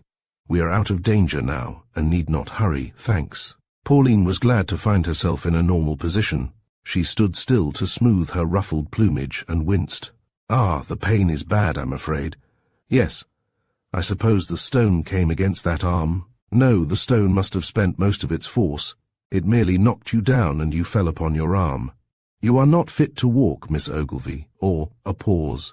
"Will you give me the right to call you Pauline?" He had a startled look in answer. Pauline's was not usually a very expressive face, but there was no mistaking its expression at that moment. "Is it too much to ask?" he asked, his face falling. "I have hoped—" But Viola," she said. "Viola!" He stood still, looking down at Pauline's upturned face. "Is it possible that you— Was that what you meant just now? Surely you know that Viola is engaged to my brother Percy. A flood of light was poured over Pauline, illuminating her past, her present, her future. Of course, how stupid she had been. Anybody else must have seen and understood. Perplexities fell to the ground. No, I had not heard, she said. At least, I didn't understand. I thought Viola was engaged to me, in astonished accents. It was not Pauline's way to cry easily, but between disturbed nerves, pain, and mental agitation, she was on the verge of tears. To escape such a catastrophe, she hurried bluntly into speech, saying the first words which came to mind. "Oh, but you did call her your Miss Primrose. In contradistinction to your father's Miss Primrose. To be sure, ha, ha," laughed Mr. Rudge, but the laugh had a forced sound. "Well, and she is mine, my cousin now, my sister-to-be. What matters that? She could never be anything nearer, even if, repeated Pauline inquiringly, even if I had never met Pauline Ogilvy." After that, little more needed to be said, yet the saying of it occupied some time. Never was a cliff more slowly ascended than by those two. Mr. Ogilvy overtook them and passed by unnoticed. Wisely, he made no remarks. Before Leonard Rudge landed Pauline at the summit, he and she were promised, each to the other. "You dear little goose, not to understand," Viola exclaimed.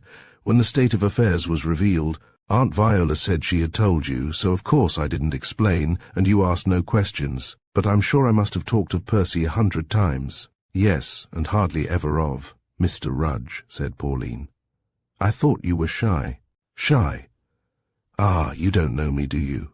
Pauline, have you really, truly, honestly believed all along that you were destined for my aunt's companion?" Honestly, Pauline could aver. "And you never saw through my little dodges? You never dreamt that I guessed what Leonard was after down here, and that I wanted to see what manner of choice he was making? Dear innocent old boy, he didn't understand, of course. Don't be angry, Pauline, for he is wonderfully innocent, and yet, I must confess, one never is quite sure how far he does see with those good-humoured eyes. Anyway, he lent himself to my little schemes and betrayed nothing to nobody. A man can be circumspect when he chooses, there's no doubt, and I don't believe he half knew his own mind till you were out of reach. I don't think I understand yet what made you and Mrs. Palmer send for me." "I'm not sure that I understand it fully myself," Viola answered merrily. "One does a lot of things from sheer impulse. But anyhow, I'm not sorry, nor could Pauline regret it. She was very happy. Things had indeed turned out well for her, as foretold by Leonard Rudge a month earlier. Well, not alone, actually, but also, apparently, had she shirked her plain duty and remained at the seaside to be near Rudge, results might have been different. At that time Leonard Rudge had been, to say the least, uncertain as to his own feelings and desires. Pauline's departure, the manner of their goodbye interview, his sensations of loneliness in a dull watering place without her, and a succession of enthusiastic letters from warm-hearted Viola, all had had a marked share in bringing him to the point. Lastly, that point was attained through the accident on the beach, which called out the heroic side of Pauline's nature, and finally revealed to Rudge that he could not be happy without her. True, the same accident entailed on Pauline some weeks of suffering in the twisted arm, but it may well be believed that she would not have given up the joy to escape 10 times as much pain. Before many months had passed, there was a double wedding, Pauline becoming Mrs. Rudge of Wokinghome, Viola becoming Mrs. Percival Rudge. Since a Miss Primrose no longer existed, my story naturally ends here. It may, however, be added that Mr. Ogilvy and Nessie found a home near Mrs. Palmer, that Nessie, under the pressure of necessity, developed certain new and useful qualities, and that she grew in time to be a prime favourite with the old lady, her father's friend, the quondam Miss Primrose, and strange will, a strange will. Chapter 16. Making a Will. The blind lower. Sparks. Yes, sir. Bring my watch to this table. Mind you don't take it away again. Extraordinary that you never can remember. I can't see the clock lying here. My writing case has gone too. Put it beside me. Mr. Harvey promised to come, you say? Yes, sir. Was that a ring at the front door? Go down and see. Let me know who it is. Sharp. And don't dawdle. Sparks vanished with his air of wooden composure, which might or might not have meant patience, and Mr. Detroit lay under luxurious wraps on a wide couch at the foot of the bed, breathing sonorously. He looked very ill, oppressed, sunken and pallid. Once upon a time, Mr. Detroit had been a fine and well-built man, but old age had bowed and shrunken his frame, and the iron grip of sickness had laid him low. Neither old age nor suffering had been softening in their effects. There were lines of weakness, but none of tenderness, around the cold lips, and no gleams of changeful light were visible in the stern eyes. Mr. Detroit stood singularly alone in the world. He was without kith or kin, unless of the most distant description. He had made in his lifetime few needless acquaintances, and fewer friends. His relations with those who worked under and for him were purely business relations. They did so much for him, and he paid them so much for the doing. That was all. He took no interest in them personally, neither did he expect them to take any personal interest in him. Except from a business point of view, it mattered little to any human being that he was ill. Nobody loved him, nobody had any cause to think of his name with affection or gratitude. The joy of doing kindnesses was a joy unknown to Gilbert Detroit. Not a man, woman or child was consciously the better for his 70 years' residence on this earth. He had lived for himself, pleased himself, and enriched himself exclusively. Now life seemed to be drawing to a close, and a new anxiety came upon him. It was an anxiety which had not troubled him hitherto. Like most old men in good health, while knowing himself old, he had reckoned on an indefinite term of life. He had gone on carefully amassing wealth, adding pound to pound, never worried by the question, what was the use? For he had no child, no brother or sister, no nephew or niece to inherit the whole. That had not mattered while he was well. The mere delight of money-getting had been sufficient in itself. To some natures there is a keen delight in it, hardly to be understood by natures of a different mould, and the higher cravings which exist originally in every man may be so withered by long neglect that at last they actually die out, the lower and meaner satisfaction becoming all-sufficient, just for the time. Things were so with Gilbert Detroit, but health failed, and death threatened, and then the question arose, whose should all this money be which he had laboriously gathered together? The thought troubled him a good deal. It kept him awake at night, and haunted him by day. No man likes to feel that his life's toil has been thrown away. The object of Mr. Detroit's toil, through a goodly part of 70 years, had been wealth, more and more wealth. Now he had the wealth, and he might not stay to enjoy it. Then whose should it be? Who should enjoy the fruits of his labor? Relatives? He had none. Friends? He had none. Servants and employees? Well, he had, but he did not care for them. The poor, the sick, the needy, bah! Gilbert Detroit had never given of his riches in charity during life. Why should he so give after death? He did not approve of people, poor or sick or needy. It was their own fault, commonly, or if not, it ought to have been. And in any case he had nothing to do with the matter. At length he decided to send for his solicitor, Edmund Harvey, an honourable and high-principled man, not wealthy and still young, but doing well in his profession. Mr. Harvey was sensible, the old man told himself, and Mr. Harvey might see a road out of the perplexity. This step taken, neither Sparks nor any other member of the household knew 5 minutes' peace until Harvey arrived. The room in which Mr. Detroit lay was large, airy, and replete with comforts. Nothing which money could purchase had been spared, except the touch of womanly fingers. Mr. Detroit trusted to Sparks, and scorned the idea of a nurse. Sparks had not done badly for the sick man, on the whole, but his arrangements were apt to be, like himself, somewhat stiff and angular. "Mr. Harvey, sir." Sparks ushered in the expected visitor and stolidly awaited orders. "Mr. Harvey, how do you do?" the old man said, with no relaxation of the rigid lines round his mouth. It might be that from long disuse of the exercise he had forgotten how to smile. "Excuse my getting up. I am ill. Pray sit down. A chair. Sparks. No, not there. This side. How stupid you are. Yes, now you may go, and mind you shut the door." The newcomer, a slightly made and not tall man, perhaps between 35 and 40 in age, in colouring pale, in manner frank and gentlemanlike, took the offered seat. Sparks told me of your indisposition, he said.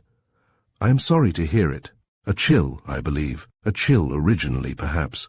One theory is as good as another to account for an illness.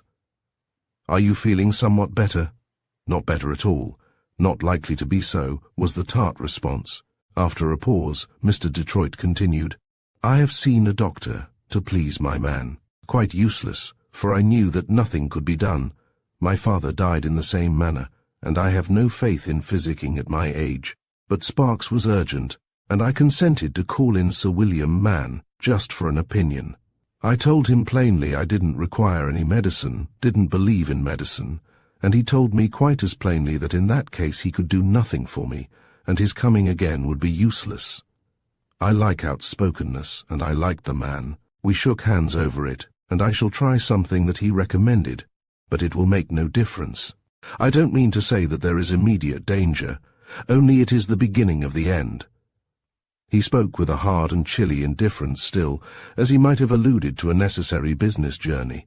Life may be lengthened, even where full recovery is perhaps impossible, and painful symptoms may be lessened, suggested Harvey.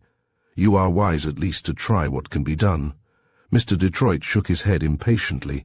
Enough on that subject, he said. I am too old to be argued out of my way, and I require your help in another quarter. I wish to make my will. He fixed his leaden eyes upon the younger man. Harvey signified assent. You shall have the needful papers. Most of them are in yonder bureau. If it is not troubling you too much, perhaps you would unlock the upper half with this key. Thanks. There is a roll of papers in the right-hand drawer. Yes, those. If you will be so good as to bring them. You will find all the information needed, as to investments, and so forth. The entire amount at my disposal amounts to close upon £50,000. Not bad for one who began life without sixpence in his pocket, eh? Mr. Detroit spoke complacently, and Harvey answered, No, indeed, with a touch of surprise. He knew Mr. Detroit to be a man successful in business, and successful, too, of late, in certain speculations, but he had not quite expected this. And you propose to leave the bulk of it to— That is the question, said Mr. Detroit. I have nobody belonging to me. I am at a loss what to do with the money. Chapter 17, and a strange difficulty. Harvey's wonder grew as Mr. Detroit explained his difficulty. The state of things seemed unusual. Your nearest relatives? He suggested. I have no relatives, none at least that I care to acknowledge as such. There are perhaps a few who might wish to put in a claim to distant cousinship. Ridiculously distant. We are all cousins, I suppose, in Adam. I am nothing to them, and they are nothing to me.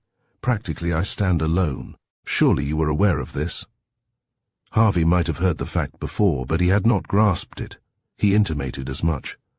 Well, it is true. I have never had brother or sister, uncle or aunt, cousin or nephew or niece. My wife, who died 3 months after our wedding, was in much the same position, and I have never married again. Why should I? It is a remarkable case, the solicitor said. No doubt. The question now is, what to do with the money? Somebody must have it.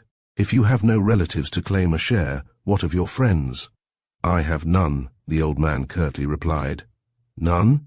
No. But you have had friends in the course of your life. Are there no young people left in whom you are interested, the sons or daughters of old friends? No young married couples, for instance, to whom a legacy of £1,000 would be invaluable? Young people have no business to marry. I did not marry till I was past 30, and you are not married yet. That is sensible, but rushing into married life without proper provision is not sensible. Besides, I object to leave my money in mere driblets, 1,000 here or 1,000 there. I will leave the whole in a lump, where I do leave it. As for friends, I have never troubled myself to make intimacies. What is the use? I do not believe in that sort of thing. Immense amount of humbug is so-called friendship, as you know well enough. There are exceptions, I hope. Was not Mr. Plunkett an exception? Nathaniel Plunkett? Well, perhaps, yes. Good fellow, true as steel. Yes, we liked one another, and he didn't try to get anything out of me. One of your clients, was he not?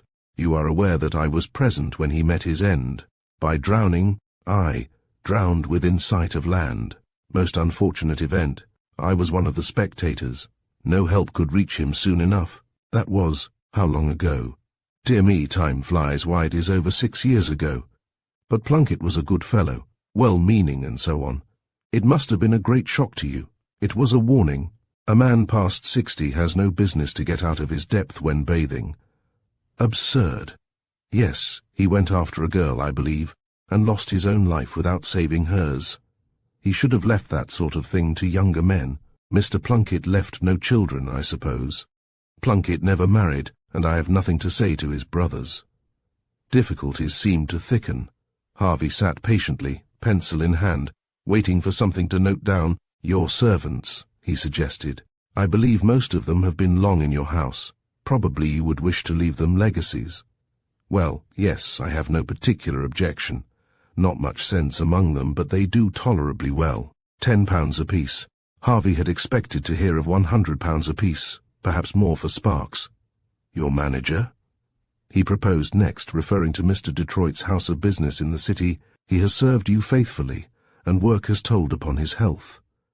I have seldom come across a more worthy man than Mr. Marson. You will, of course, wish to leave him some substantial token of your regard. Well, yes, said Mr. Detroit. And the clerks, they have worked well for you. I know 2 or 3 promising young fellows among them whose families are in straitened circumstances.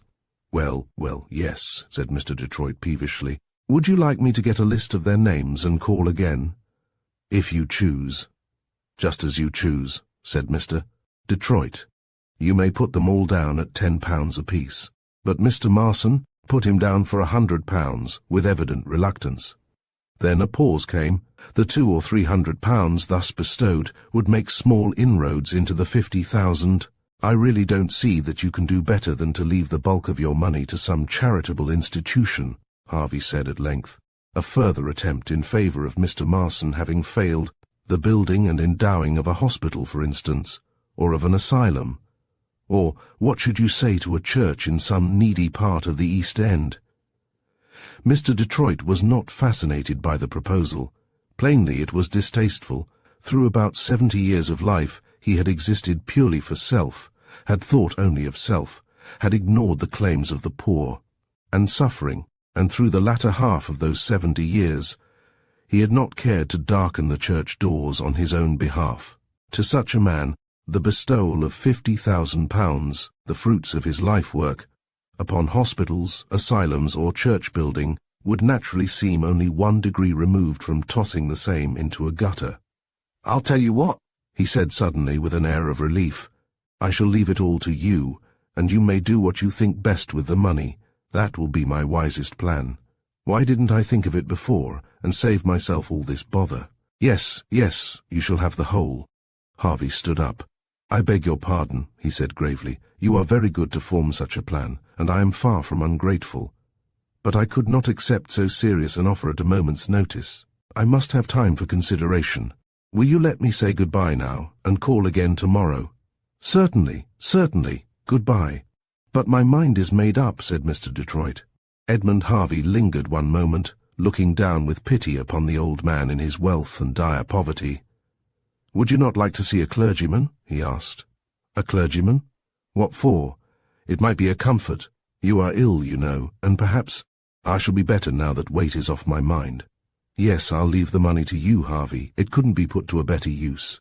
Goodbye, be sure you come again tomorrow. A clergyman? No, thanks." Chapter 18. Miss Harvey. Edmund Harvey left the house of Mr. Detroit in a state of considerable preoccupation. It is not often that fortunes of £50,000 go begging in this style, or that a young solicitor has such an offer made him by a client, that Harvey should neither have hastily accepted nor hastily refused. The offer spoke well for him. He would not undertake such a trust without weighing the matter well beforehand, yet a refusal might be wrong. Somebody would have, and use the money. Why should it not be in his hands a power for good? "Hallo," a voice said, breaking into his reverie as he went along the busy street, threading his way in the neat mechanical style of an experienced Londoner. Harvey came to a standstill with nod and smile of greeting. "Fine day," he said. "I was under the delusion that it had begun to drizzle, "But of course you know best," the other responded, with a comical glance at the murky surroundings. He was 5 or 6 years Harvey's junior, tall and blithe, with confident bearing and outline of face, a man to be liked and trusted at first sight. A laugh answered him. I had not noticed the drizzle. Wits gone wool-gathering? I had a knotty point to unravel. I say, Campion, come home with me to dinner. My sister arrived yesterday. Thanks. I think I will. No engagement this evening, happily, and it is an age since I saw your sister. Let me see, she lives at Portminster. Yes, of course. Harvey nodded. He seemed still to be in a state of semi-abstraction, at which Campion would have wondered less had he known the cause. I wish I could persuade my mother to make her home in London, but nothing will induce her to leave the old neighbourhood. Mr. Detroit was a tea merchant. His gains had been not only through the tea business, however. He had also been a successful speculator, in a small way, on the stock exchange, and much of his success in that direction was due to the keen foresight and the prudence of his broker. Arthur Campion was his broker. Rather singularly, a personal friendship existed, and had for some time existed, between Mr. Detroit's solicitor and Mr. Detroit's broker. Mr. Detroit's West End house being at a goodly distance from Harvey's, the latter hailed a hansom, and the two friends were speedily set down before a lofty and narrow dwelling, chocolate-tinted, in a highly respectable quarter, having about it a generally well-to-do air. Harvey opened the front door with his latchkey and led the way upstairs into a 3-windowed drawing-room. Campion had seen Harvey's sister before. He remembered her well, a busy, active woman, somewhere in those hazy middle-aged regions which are supposed to follow directly after 30, but which often wait a good deal longer. The very embodiment of common sense, with a roundabout little figure, plump face, and no particular features, also with powers of talk to any extent on every imaginable subject. Campion never counted Miss Harvey equal to her brother. Still, on the whole, he liked her, when she did not quite overpower him with her excellent theories. One may weary even of excellence, when it takes too obtrusive a form, and no man over thoroughly admires a woman who is not at least as good a listener as talker. But nobody expected Miss Harvey to condescend to the position of a listener. Life was not long enough for all she had to say. So Campion entered the drawing-room, picturing to himself a homely figure seated primly on the sofa, knitting perpetual stockings and ready to welcome with enthusiasm a new listener. He had actually shaped his lips into the "How do you do, Miss Harvey?" Any more reclaimed vagabonds to the fore. But Campion never uttered those words, for the slender girl figure, tall and reed-like, springing from a lowly position on the rug, was by no means that of the Miss Harvey whom he had known, neither were the soft grey eyes and cherry lips those of 30 or 40 years. Harvey's sister? Why, she can't be over 20. A quarter of a century between them, thought Campion, with perhaps excusable exaggeration, for he was much surprised. I have brought a friend home to dinner, Gabrielle, Harvey was saying. Mr. Campion, my sister Gabrielle. Gabrielle had evidently been playing with the kitten on the hearthrug, for a small fluffy creature clung still to one shoulder, with its claws in her fair hair. Edmund Harvey, unlike many men, was a patronizer of cats. She put up one little hand to disentangle the creature, laughing, blushing, and bowing in response to the introduction. Had a very lonely day? Asked Harvey, depositing himself in an armchair. Oh no, not at all. Mrs. Wiseman took me in the morning for a shopping expedition, as you know, and this afternoon Mrs. Taylor drove me through the park. I enjoyed that, of course. If only the good people there did not look so terribly bored. One might think they liked it too. They are taking their pleasure in their own way. English fashion, said Campion. It seemed to me a sad fashion. I could almost have counted the smiling faces on my fingers. This is Gabrielle's first visit to town, explained Harvey. Indeed. Then you have still to be initiated into the fashionable boredom of London life. But I never was bored, and I mean never to be, she retorted merrily. Yes, I am only a country cousin. This is my first sight of London. They all said I ought to come, and Edmund, would not let me off. I like it all immensely, of course. Everything is so new to me. And the park was perfectly delightful. For a variety, I think I should soon get tired of the monotony if it came every day. Monotony is commonly supposed to be the exclusive privilege of country folks. But I am sure I had a glimpse of it today. For the first time in my life, Gabrielle presently vanished to dress for dinner, and Campion exclaimed, "This is another sister, not the one I have seen. She is my half-sister, a good deal younger than Mary and myself. Did you not know there was a second marriage?" I didn't take in the fact of a daughter somehow, or at least that she was like... Campion came to a pause. Like this, she is a pretty creature, certainly. I have hardly begun to realize that she is leaving childhood behind. My stepmother is never content to have Gabrielle out of her sight. Otherwise she would often have been here. My dear fellow, you must have heard her name 101 times. Campion was not sure. Well, yes. Her name, certainly, now I think of it, he said. I had a sort of idea of a little schoolgirl, which she was until 6 months ago. A niece or adopted child or something of that sort. Is a stepsister something of that sort? Anyhow, she is a particularly nice girl. Perhaps one ought not to mention school in connection with Gabrielle. Mary has been responsible for her education. Campion could have groaned aloud in pity for the pupil. Yet he only knew one side of the matter, and Gabrielle had been better off than he in his ignorance supposed. Mary Harvey letting off a volley of theories for the enlightenment of a masculine hearer, and Mary Harvey in the quiet round of daily home duties, were two very different people. Chapter 19. A counter-proposal, and Harvey had not so much to say as usual during dinner, which, by the by, was well served, with all the particularity of a bachelor household. His thoughts were much occupied still with Mr. Detroit, but Gabrielle and Campion allowed few conversational gaps, and his occasional abstraction was hardly noticed. Gabrielle was a well-read and well-informed girl, quite able to hold her own in touch with another's mind, and the graceful union of girlish freshness with womanly thought fascinated Campion. He had never come across anybody like her before. Somewhat later in the evening, Harvey's absence of mind became more marked. They had returned to the drawing-room, and Campion jested him on a prolonged fit of silence, demanding the cause. "I was speculating at that moment," Harvey answered, "as to what you or I would do if £50,000 came suddenly into our hands." "Shouldn't have the slightest objection," Campion said lightly. Gabrielle's face took a serious set. "Would you be puzzled what to do with the money, Ted?" "I might be. The case I'm supposing is of money left to one in trust, to be used wisely for others." That alters the case materially. "I know what I would do," Gabrielle said, with her pretty girlish decisiveness. "I would build a hospital for Portminster. It is needed so terribly. I do think that ought to come first in our charities. Able-bodied men may know what it is to be poor and have trouble, but they can work. They are not helpless. It is when illness comes that want is most dreadful, and I don't see how one can expect to do good to them, to their minds and hearts, unless one does good to their bodies first. Isn't that the Christ-like way? I would build and endow a hospital, and would give free admission to anybody or everybody in real need. Not, of course, to stingy, well-to-do people who just want to save their shillings for their own pleasures." "Why, Gabrielle, you are eloquent," her brother remarked, smiling. "I think I could supplement Miss Harvey's hospital with something not less needed," Campion said, falling into Gabrielle's line of thought.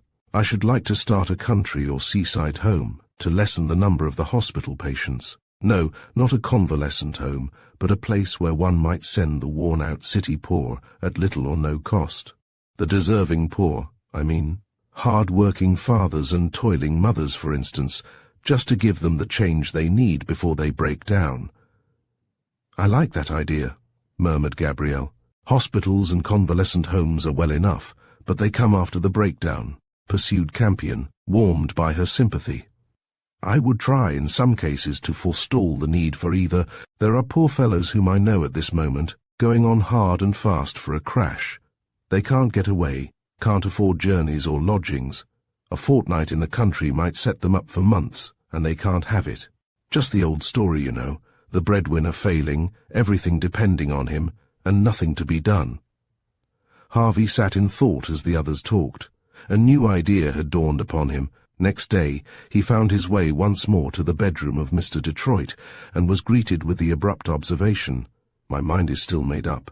I hope you have no objection to offer." Harvey shook hands, asked after the old man's health, sat down, and presently said, "I'm going to make a counter-proposal. Will you leave the money to Campion and me jointly, to be used in such a manner as may seem best to us both? I should prefer this to the sole responsibility." Campion.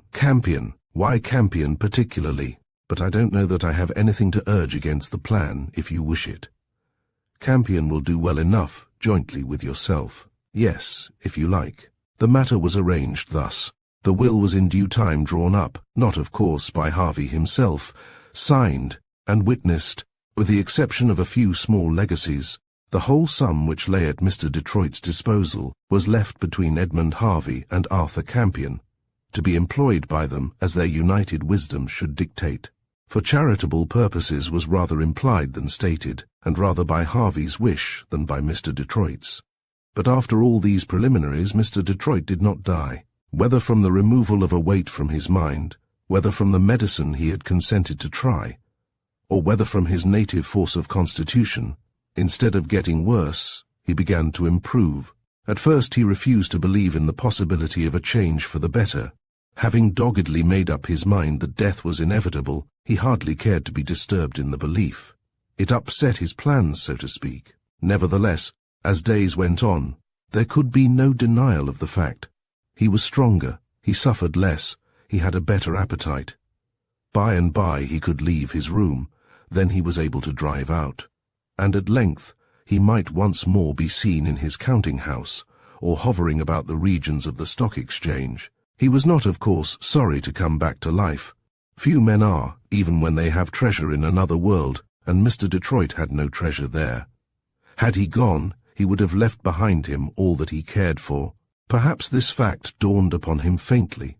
At all events, as he became stronger, his love of life returned. Mr. Marson, his head manager, a thin, worn, gentle-mannered man, was glad to see his employer back, though Mr. Detroit bestowed upon him no kind words or looks. Long experience had taught him to expect none, yet his face showed pleasure when he congratulated the old man on recovery.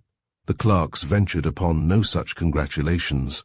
In Mr. Detroit's eyes they were merely a set of human scribbling machines. He would have been very much astonished at any show of feeling on their part. Chapter 20. The Progress of Events. It became evident that Mr. Detroit was a good deal changed by his illness. His hair was whiter, and the furrows on his face had deepened.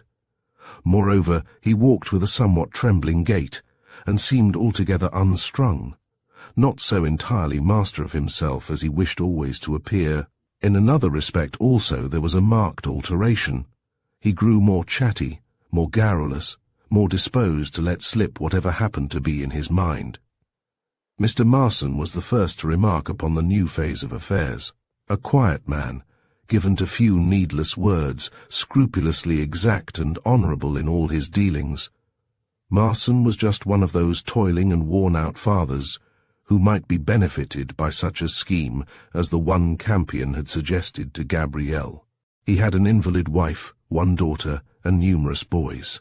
During many years he had not been out of the city except for a day. How should he?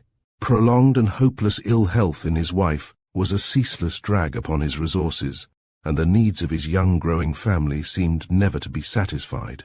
Although Marson's position under Mr. Detroit was a responsible one, involving heavy work, the salary he received was by no means large.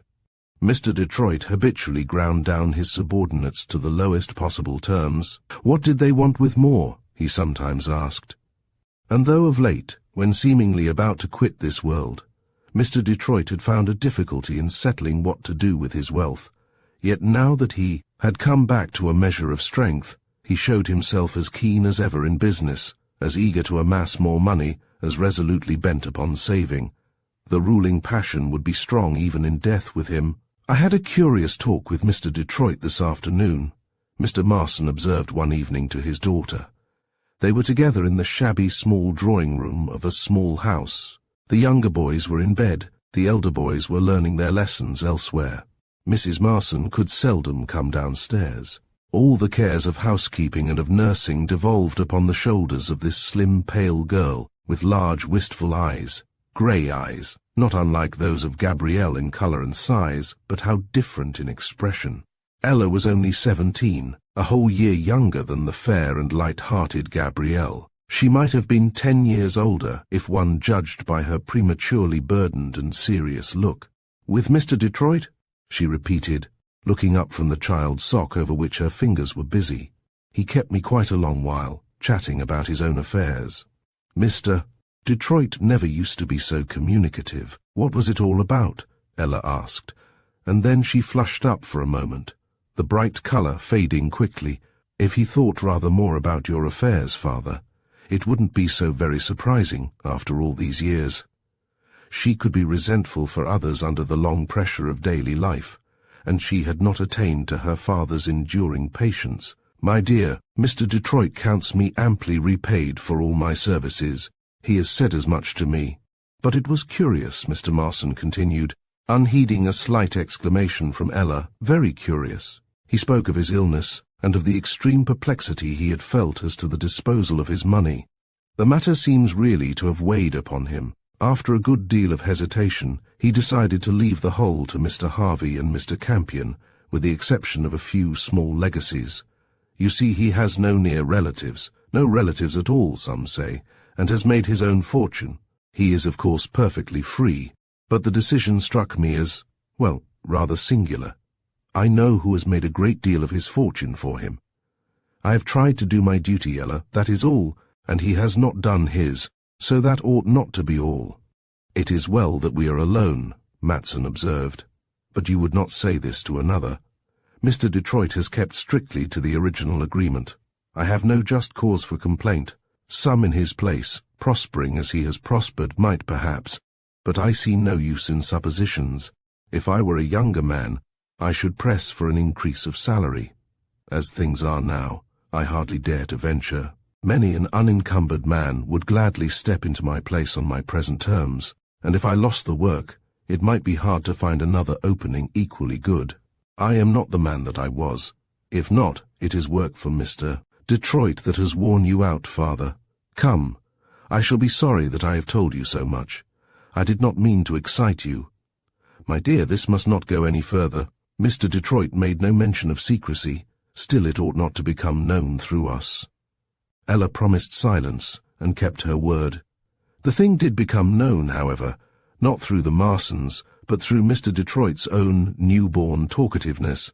He went about telling everybody of his will-making, his difficulty and its solution, his lack of relatives and his chosen heirs, till the story became a leading topic of conversation among his acquaintances.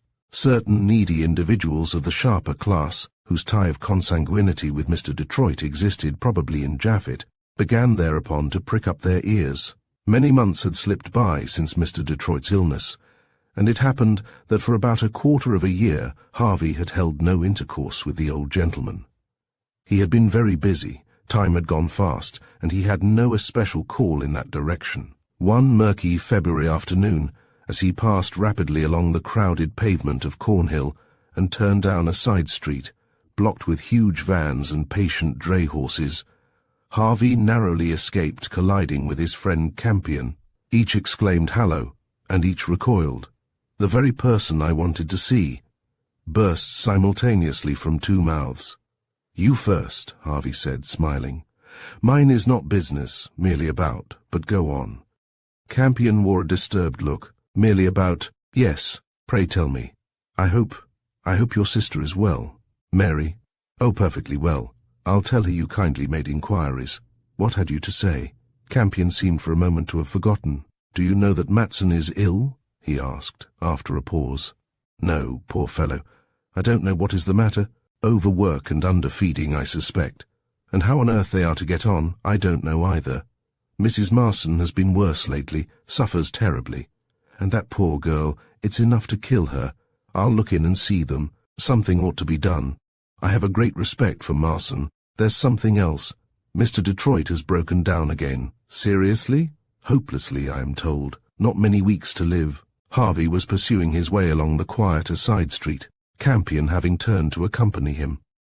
"When did you hear?" asked the former. "2 days since. Met the old housekeeper.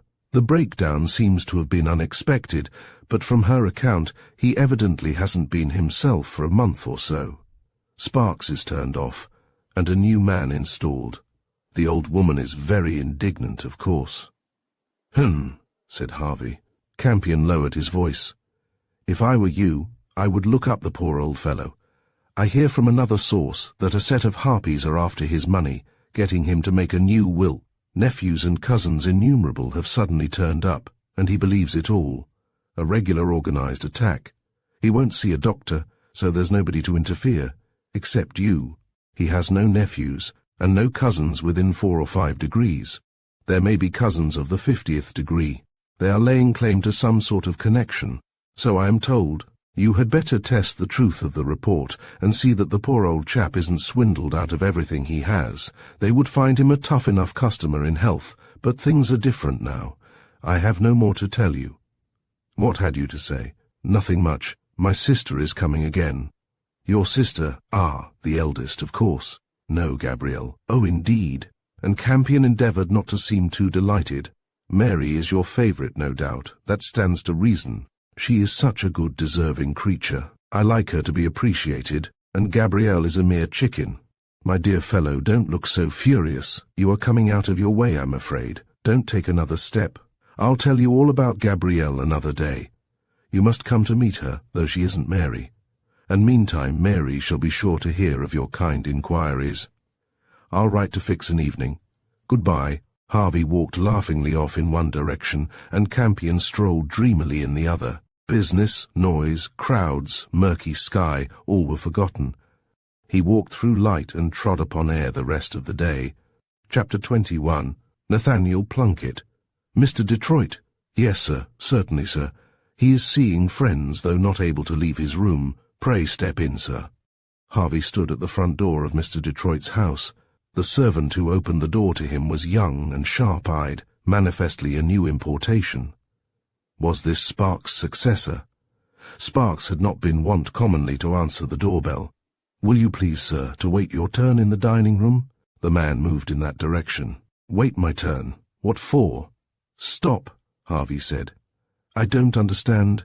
For a moment he wondered whether he could have come absently to the wrong house, to a dentist's, for example, but the surroundings were too familiar. The man gave him a keen glance. "Then you're not another of Mr. Detroit's relations, sir?" Harvey saw through the tangle at once. "No relation at all, but an old friend." "You were not here when I called last." "No, sir. There's been a lot of changes, and there's like to be a lot more. Everybody's new except the housekeeper, and she's only staying on because she can't be got to go. I've been 3 weeks, and I'm going at the month's end. And the butler's new too, and he's going. I'm just answering of the door for him now while he's out." Harvey stood considering. He could not quite read the man's expression. "Mr. Detroit has had callers lately, you say? Relatives?" "Cousins and nevies by the dozens, sir. Never knew an old gentleman who'd got such a lot of kind relations. All are wanting to ask about his health, and he won't have one refused. He sees 'em all in turn, up in his room. The housekeeper says it's killing of him, but he won't stop. I thought at first you was maybe another nevy, sir." The man's tone, though not rude, was free. "You were mistaken," Harvey answered gravely, and he subsided. "Anyways, I've got to obey orders," he said, with more meekness. "Would you please to wait here?" And he opened the dining-room door. Harvey had not made up his mind what to do. He stepped forward and took a good look round. Several individuals were present, some belonging apparently to the shabby genteel class, the shabbiness predominating over the gentility, some more flashy in appearance. One gentleman in checked trousers sat upon the table, taking pains to display a diamond ring upon the little finger of his left hand. Others lounged about in easy chairs or on couches. Wine and spirits stood on a side table, and half-emptied cups of tea were about. A certain amount of talking and laughing went on. Harvey knew instantly that a good many of these gentry were not strangers to one another. His first thought was, is this an organized conspiracy? His second, have I misjudged that man's look? Then his resolution was taken. "I am afraid I cannot wait so long today," he said aloud quietly, and drawing back he shut the door. "Now," he said in a low voice, "I am a busy man, with no time to waste, and I wish for a few words with Mr. Detroit. Is he alone?" "Bless you. No, there's a pack of 'em with him now. Always is. That can't be helped. If you will manage to take me upstairs at once, I will make it worth your while." The man rubbed his cheek dubiously. "Well, sir, it's against orders, and strict orders too, for Mr. Detroit is a very particular sort of a gentleman, and no mistake. But I don't know as it matters to me if he is put out. I'm leaving in a week. He will not be put out. I am an old friend of Mr. Detroit's." "I shouldn't wonder if he'd ought to see you," the man said. "There's something that isn't as it should be, and the old gentleman's in a state to be easy imposed on. That's what I say. If he's got any friends, they'd ought to see him, if 'tea isn't too late, that's to say. For he's been and gone and done it now, signed the new will this very morning, and I suppose his cousins and nevies is all come to thank him, and to make sure as nobody meddles. No doubt they will be the gainers by this new will." "No doubt, sir. And if they was his near relations, if so be that's all true, why there's nothing to be said agin it. Certainly not. Thanks for your information." Harvey had an impression that the man was straightforward, though by no means averse to making capital out of the said information. "You're welcome, sir. Fact is, I don't like to see a poor old gentleman put upon, and nobody to help him through. No, I don't like it, and that's a fact. They do say as his last will was a queer un, but I shouldn't wonder if this was a queerer. Will you tell someone to answer the door in your absence? I should rather wish you to be present as a witness during the interview. What is your name?" "Ah, Blake. I think I may trust you, Blake. You mean well by my old friend." His penetrating glance was met frankly. "I hope as I do, sir," Blake answered. "Yes, I'll give orders, and I'll stay. One moment, please." He was speedily back, adding, "This way." Harvey followed him up the broad staircase to the first floor. "A set of harpies," he muttered. "Nephews and cousins, indeed." Mr. Detroit lay once more on the couch, in the guise of a complete invalid. He was much changed, his features having a sunken and dark look, and his voice was weak and piping, as if all strength were gone. The housekeeper stood in the background, with a face of grim disapproval, while 3 individuals, gentlemen in dress and by courtesy, were grouped around the couch. One stood upright, one leant on the footboard of the big bedstead, one sat in a degage attitude astride a chair, facing its back, as he joked his invalid uncle. Harvey bowed slightly. He knew these people by sight, and was acquainted with their character. Covert glances exchanged among the 3 showed that they also know him. The alteration in the old man really grieved Harvey. The hand of coming death had already drawn legible strokes on that poor withered face, but Mr. Detroit did not seem to be depressed. He was laughing when Harvey approached, a weak, continuous laugh. "How do you do?" Harvey said kindly. "Not so well lately, I am afraid." Mr. Detroit showed no surprise at his unexpected visitor. He glanced vaguely once or twice in his direction, then beckoned him nearer. "I say—" He beckoned again, till Harvey bent over the couch, I say, and the old face assumed a childish cunning. While he spoke in a mysterious undertone, I say, "I've seen Nathaniel Plunkett." "Indeed," Harvey answered. "Yes, I've seen Nathaniel Plunkett. Came yesterday." A silence had fallen on the others. Harvey held the old man's attention. "You saw him? How?" I say, beckoning again and laughing feebly. "I saw Nathaniel Plunkett yesterday. You know, Plunkett himself. He came in and stood just there, where you are." "I've seen him." Mr. Detroit nodded 2 or 3 times in confirmation of his own words. Harvey stood up and glanced round significantly. "Gentlemen, you will please to note this. You may not be aware that Mr. Plunkett died nearly 7 years ago, and that our friend Mr. Detroit witnessed his death by drowning. Mr. Detroit now declares positively that he saw yesterday, in this room, a man whom he knows to have been 7 years dead." The faces grew longer, and there was no response. Mr. Detroit, after muttering again, "Nathaniel Plunkett, yes, I saw him," came in here, turned aside and seemed disinclined for further talk. Harvey took his leave, not forgetting to reward Blake as he went. Chapter 22. Broken Ice.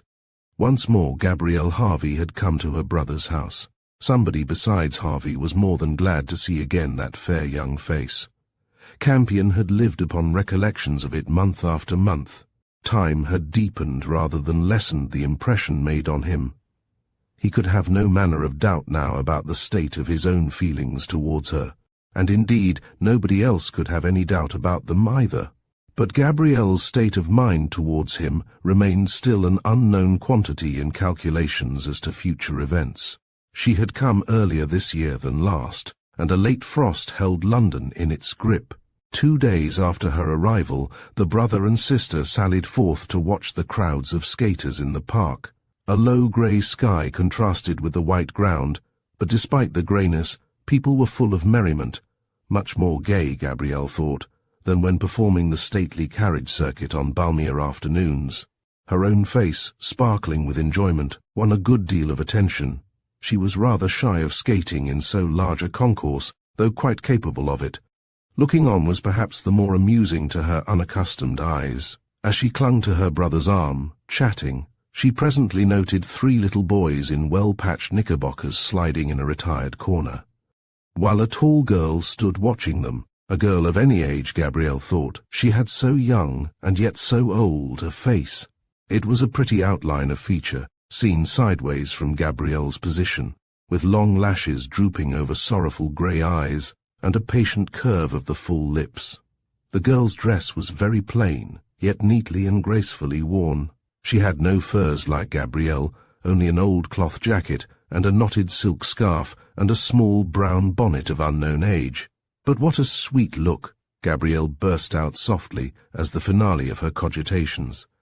That young lady, yes, I know her, the daughter of Mr. Detroit's manager. Gabrielle noticed an unusual interest in Harvey's tone. Marson is an excellent fellow. I have the greatest esteem for him. She is too young to look so very serious.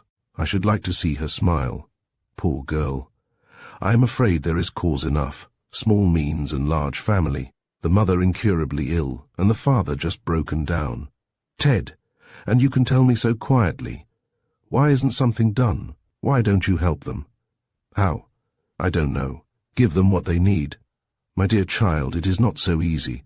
One gentleman can't walk in upon another and present him with a cheque for £200 or £300, even if he had it to spare. Marson is a thorough gentleman by birth and breeding, well connected, I believe. She is very ladylike. One can see that at a glance. And such pretty eyes, if only they were not so sad. Why don't you speak to her? We are mere acquaintances. I have spoken to Miss Marson 2 or 3 times. If she would glance this way. She won't. I believe she doesn't choose.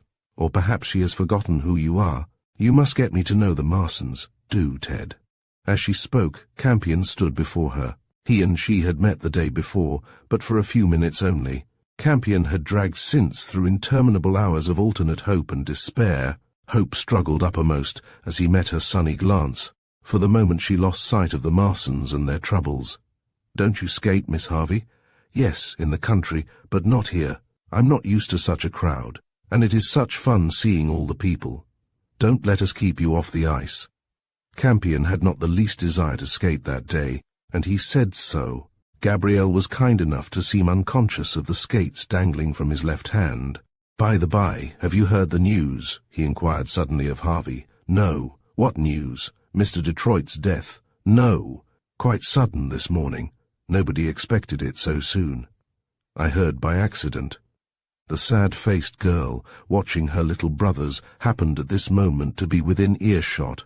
She turned sharply, with a blank and startled look, as if to listen. I had no idea.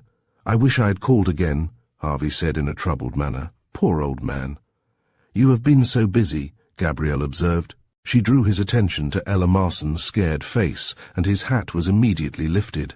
But Ella Marson did not seem to notice the gesture, or to recognize him. Her wide-open grey eyes were gazing into vacancy, as if in piteous appeal against some threatened ill. Gabrielle's own eyes grew moist. How unhappy she looks, so terribly distressed. What can it mean? Whispered Gabrielle. And Campion asked, Who is that? Marson's daughter.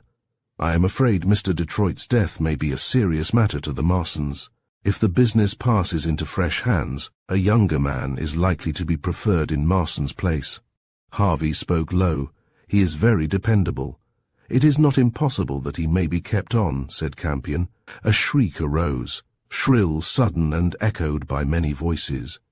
While Ella Matson had been absorbed in attention to what was said, and then had been lost in her own thoughts, one of her little brothers, Jemmy, had taken the opportunity to slide past a certain warning post, which told of danger beyond.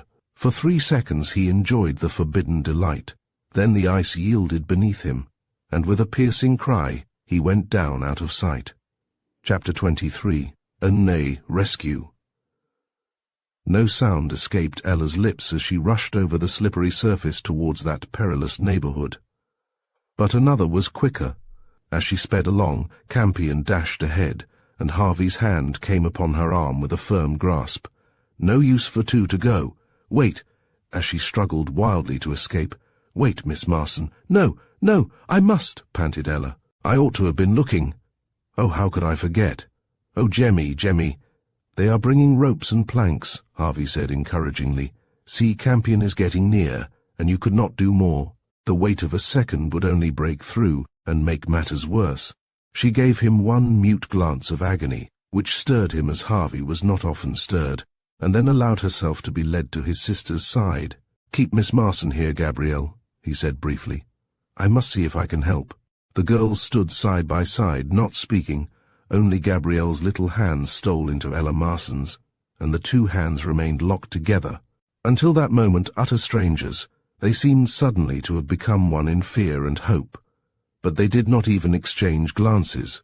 Both pairs of grey eyes were strained towards the black water. Campion, lying flat, worked his way over the bending ice till close to the hole. A little dark head could be seen there, floating on the surface, and Campion's outstretched hand grasped it. There was a shout from the onlookers, suddenly stilled, for the ice upon which Campion lay shivered beneath him into fragments. Instantaneously both he and the child went down. One long scream rang out in a woman's voice, not Ella's voice, for Ella made no sound. Those around knew that the cry came from the lips of Gabrielle Harvey. She did not hear it herself. She looked like a frozen statue, rigid and white. Help was close at hand, if it might be in time. Neither Campion nor Jemmy could be seen. Planks were pushed over the ice, and men were at work with ropes and axes, above all with willing hands. The ice had to be broken away, cautiously, yet fast. Harvey had gone to offer his services. He came back presently to the two girls, standing still side by side with locked hands where he had left them. Gabrielle's clutch was like that of a vice. Ella could not free herself, could not get away. She looked very white, but was not shedding tears, and even in that moment of suspense she could notice pityingly the wordless horror of her companion. Long training in early life had taught her self-command and self-neglect. Harvey would not soon forget this, which he saw in Ella Marson. Self-absorption would have been more likely at such a time in any other girl of his acquaintance. When he came up, she said steadily, I think you ought to see to your sister. She is— and then huskily, Oh, tell me. Are they saved? They were under the ice. They are taken out, Harvey said hurriedly. You must come away, both of you. Come with me. Take my arm, Miss Marson. And you, Gabrielle, can you walk? Yes, this way. Make haste. I hope all will be right. He hardly knew yet what to say, what to expect. Only he was bent upon not letting them see the two unconscious, death-like forms. Everything will be done at once that ought to be done. A doctor is there. This direction, Miss Marson. Why may I not stay with Jemmy? Oh, let me stay, implored Ella. But he urged her on. No, not yet. Presently. They are being they are coming too. Quick, if you please. Gabrielle obeyed like one in a dream, not speaking. It was as if some wild creature were clutching at her throat, preventing utterance. The overwhelming distress which she felt startled herself. No one must see, no one must guess, a voice in her heart kept saying, I must be calm, I must keep calm, and she thought herself successful. But if so, it was only because Harvey was, for once, too much absorbed in another to give her needful attention. A house was reached. Gabrielle had no idea where. She only knew that somebody took her in, somebody held water to her lips, somebody bade her wait there quietly, somebody tried to keep Ella also, and failed. Ella had the right to go, and Gabrielle had no right. What cause had she to grieve if Campion died, more than over the loss of a casual acquaintance? But he was more to her than a casual acquaintance, and she knew it now. She had to wait, as bidden, for she might not go to ask how matters stood. Rather, it was needful that she should school herself to merely the expression of a kind and gentle anxiety. Campion's sudden death would be indeed a grievous thing in the eyes of anybody, and Gabrielle had to take it outwardly just as anybody might. Standing up, she walked to the fireplace, and there her glance met the reflection of a wax-like face, absolutely devoid of colour, the blue eyes fixed in wretchedness. Then the door opened, and somebody again came in. Gabrielle dared not glance up, dared not let her eyes be seen. She only turned slowly, listening, expecting the worst. "My dear Gabrielle," Harvey exclaimed, appalled by the change in her look. Gabrielle's lips moved with a voiceless question. "I ought to have seen. I did not understand that you were feeling so acutely. Miss Marson said something, but cheer up, Gabrielle. It will all be well now, I trust, thank God. We were very much afraid for a time that all was up with the child, but he has come to himself.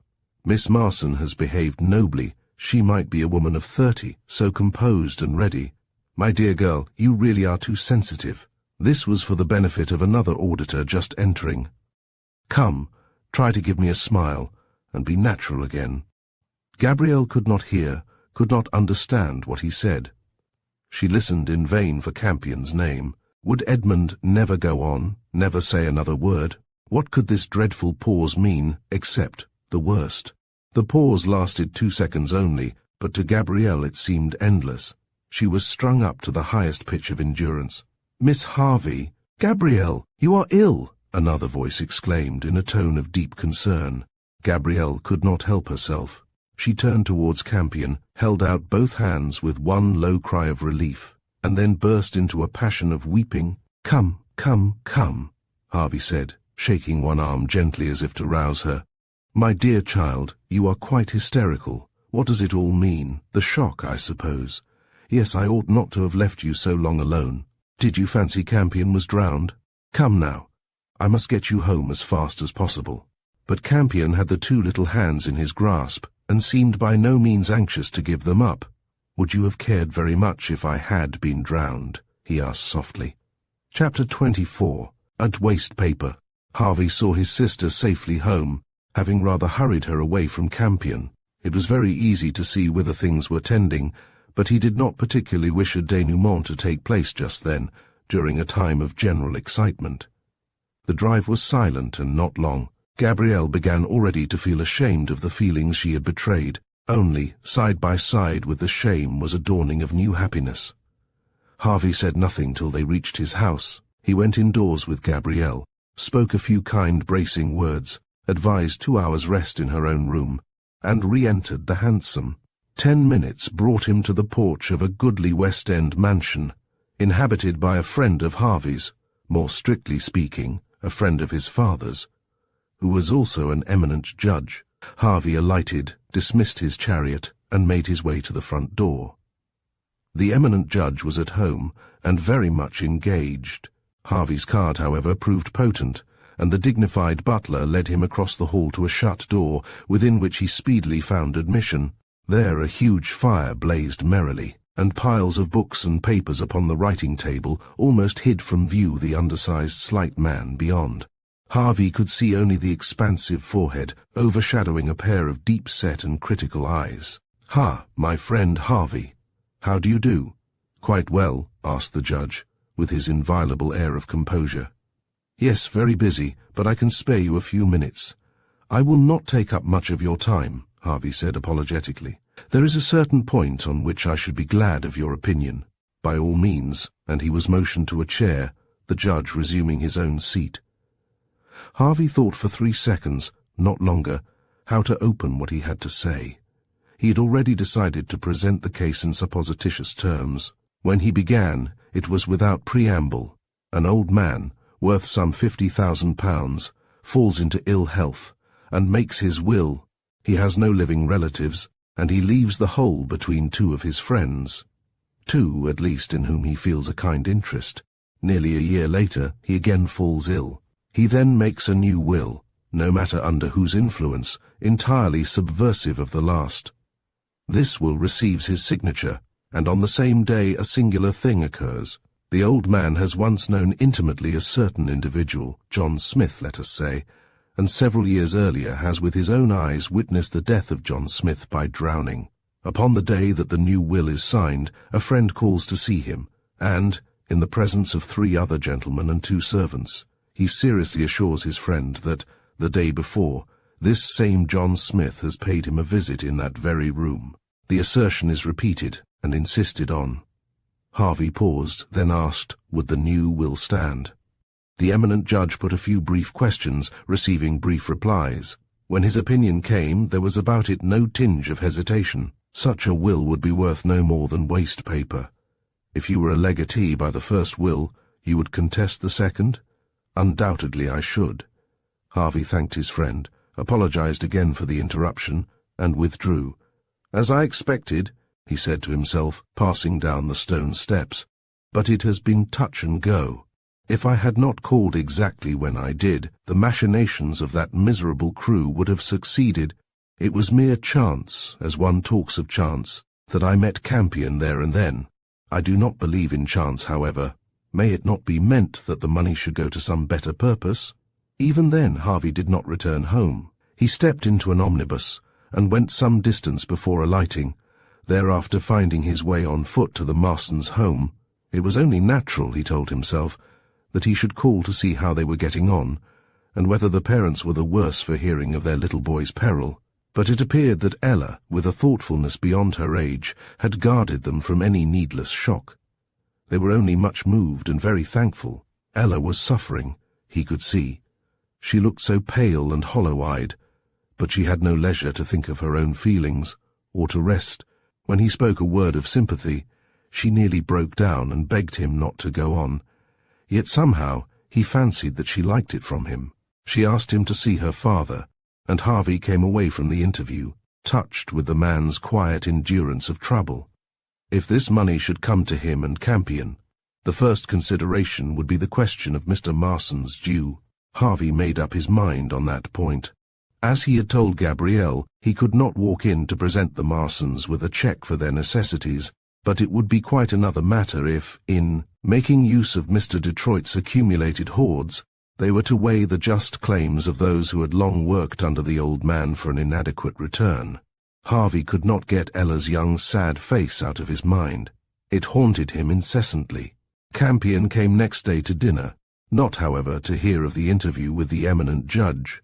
Harvey said nothing about it, and no recollection seemed to trouble Campion of the merchant dying in his wealthy old age, alone and friendless. Campion's mind was full of other matters. He found Gabrielle quite restored to her usual girlish beauty, and to more than her usual girlish dignity, for, in dismay at her own lack of self-control the day before, she had sternly resolved to keep Mr. Campion now quite at a distance. Nobody should ever say that Gabrielle was too easily won. So a very uncomfortable evening was passed by the 3, Gabrielle being cold and distant, Campion shy and miserable, Harvey perplexed what to make of them both. The denouement might have been postponed indefinitely, but at the very last moment, Gabrielle relaxed. "Goodbye," she said gently. I hope you are not any the worse for your adventure." And the pretty lips, proudly set hitherto, trembled like those of a child.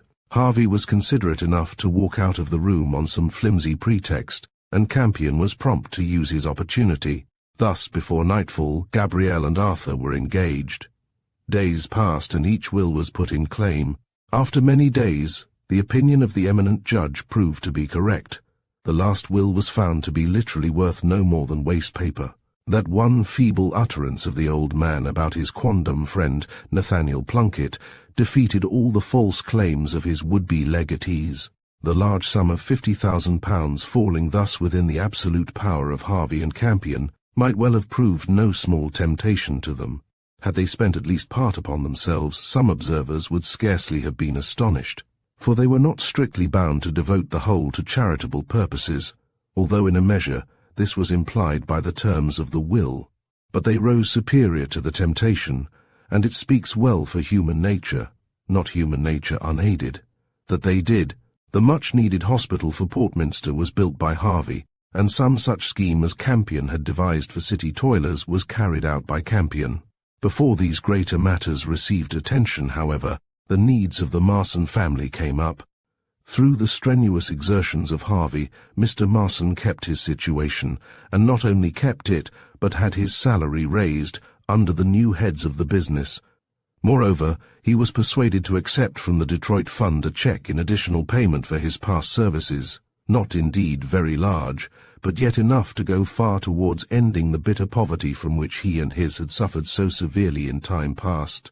It was remarkable how often Harvey found it needful to call at the Marsons' house and to discuss plans with Ella Matson.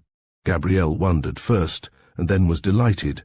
She did all she could to help the matter on, sure in her heart that Ella would be the very girl to make Ted happy. That consummation came about in the end, though not quickly. After due waiting, 2 weddings took place, not far apart. It would be hard to say which of the 2 young wives, Gabrielle Campion or Ella Harvey, found greater interest thereafter in helping forward the benevolent uses of the fund, which had so strangely fallen to the keeping of their husbands. If any are disposed to think that Harvey and Campion acted with an extreme and unlikely disinterestedness, I can only answer that the main particulars in this story of an old man's will are not fancy, but fact. Thank you for joining us on this heartfelt journey through Agnes Giberne's Miss Primrose. In a world often drawn to loud heroics, this story reminds us of the quiet influence of kindness, integrity, and faith. Miss Primrose may seem ordinary at first glance, but her grace in hardship and quiet strength shine as true virtues.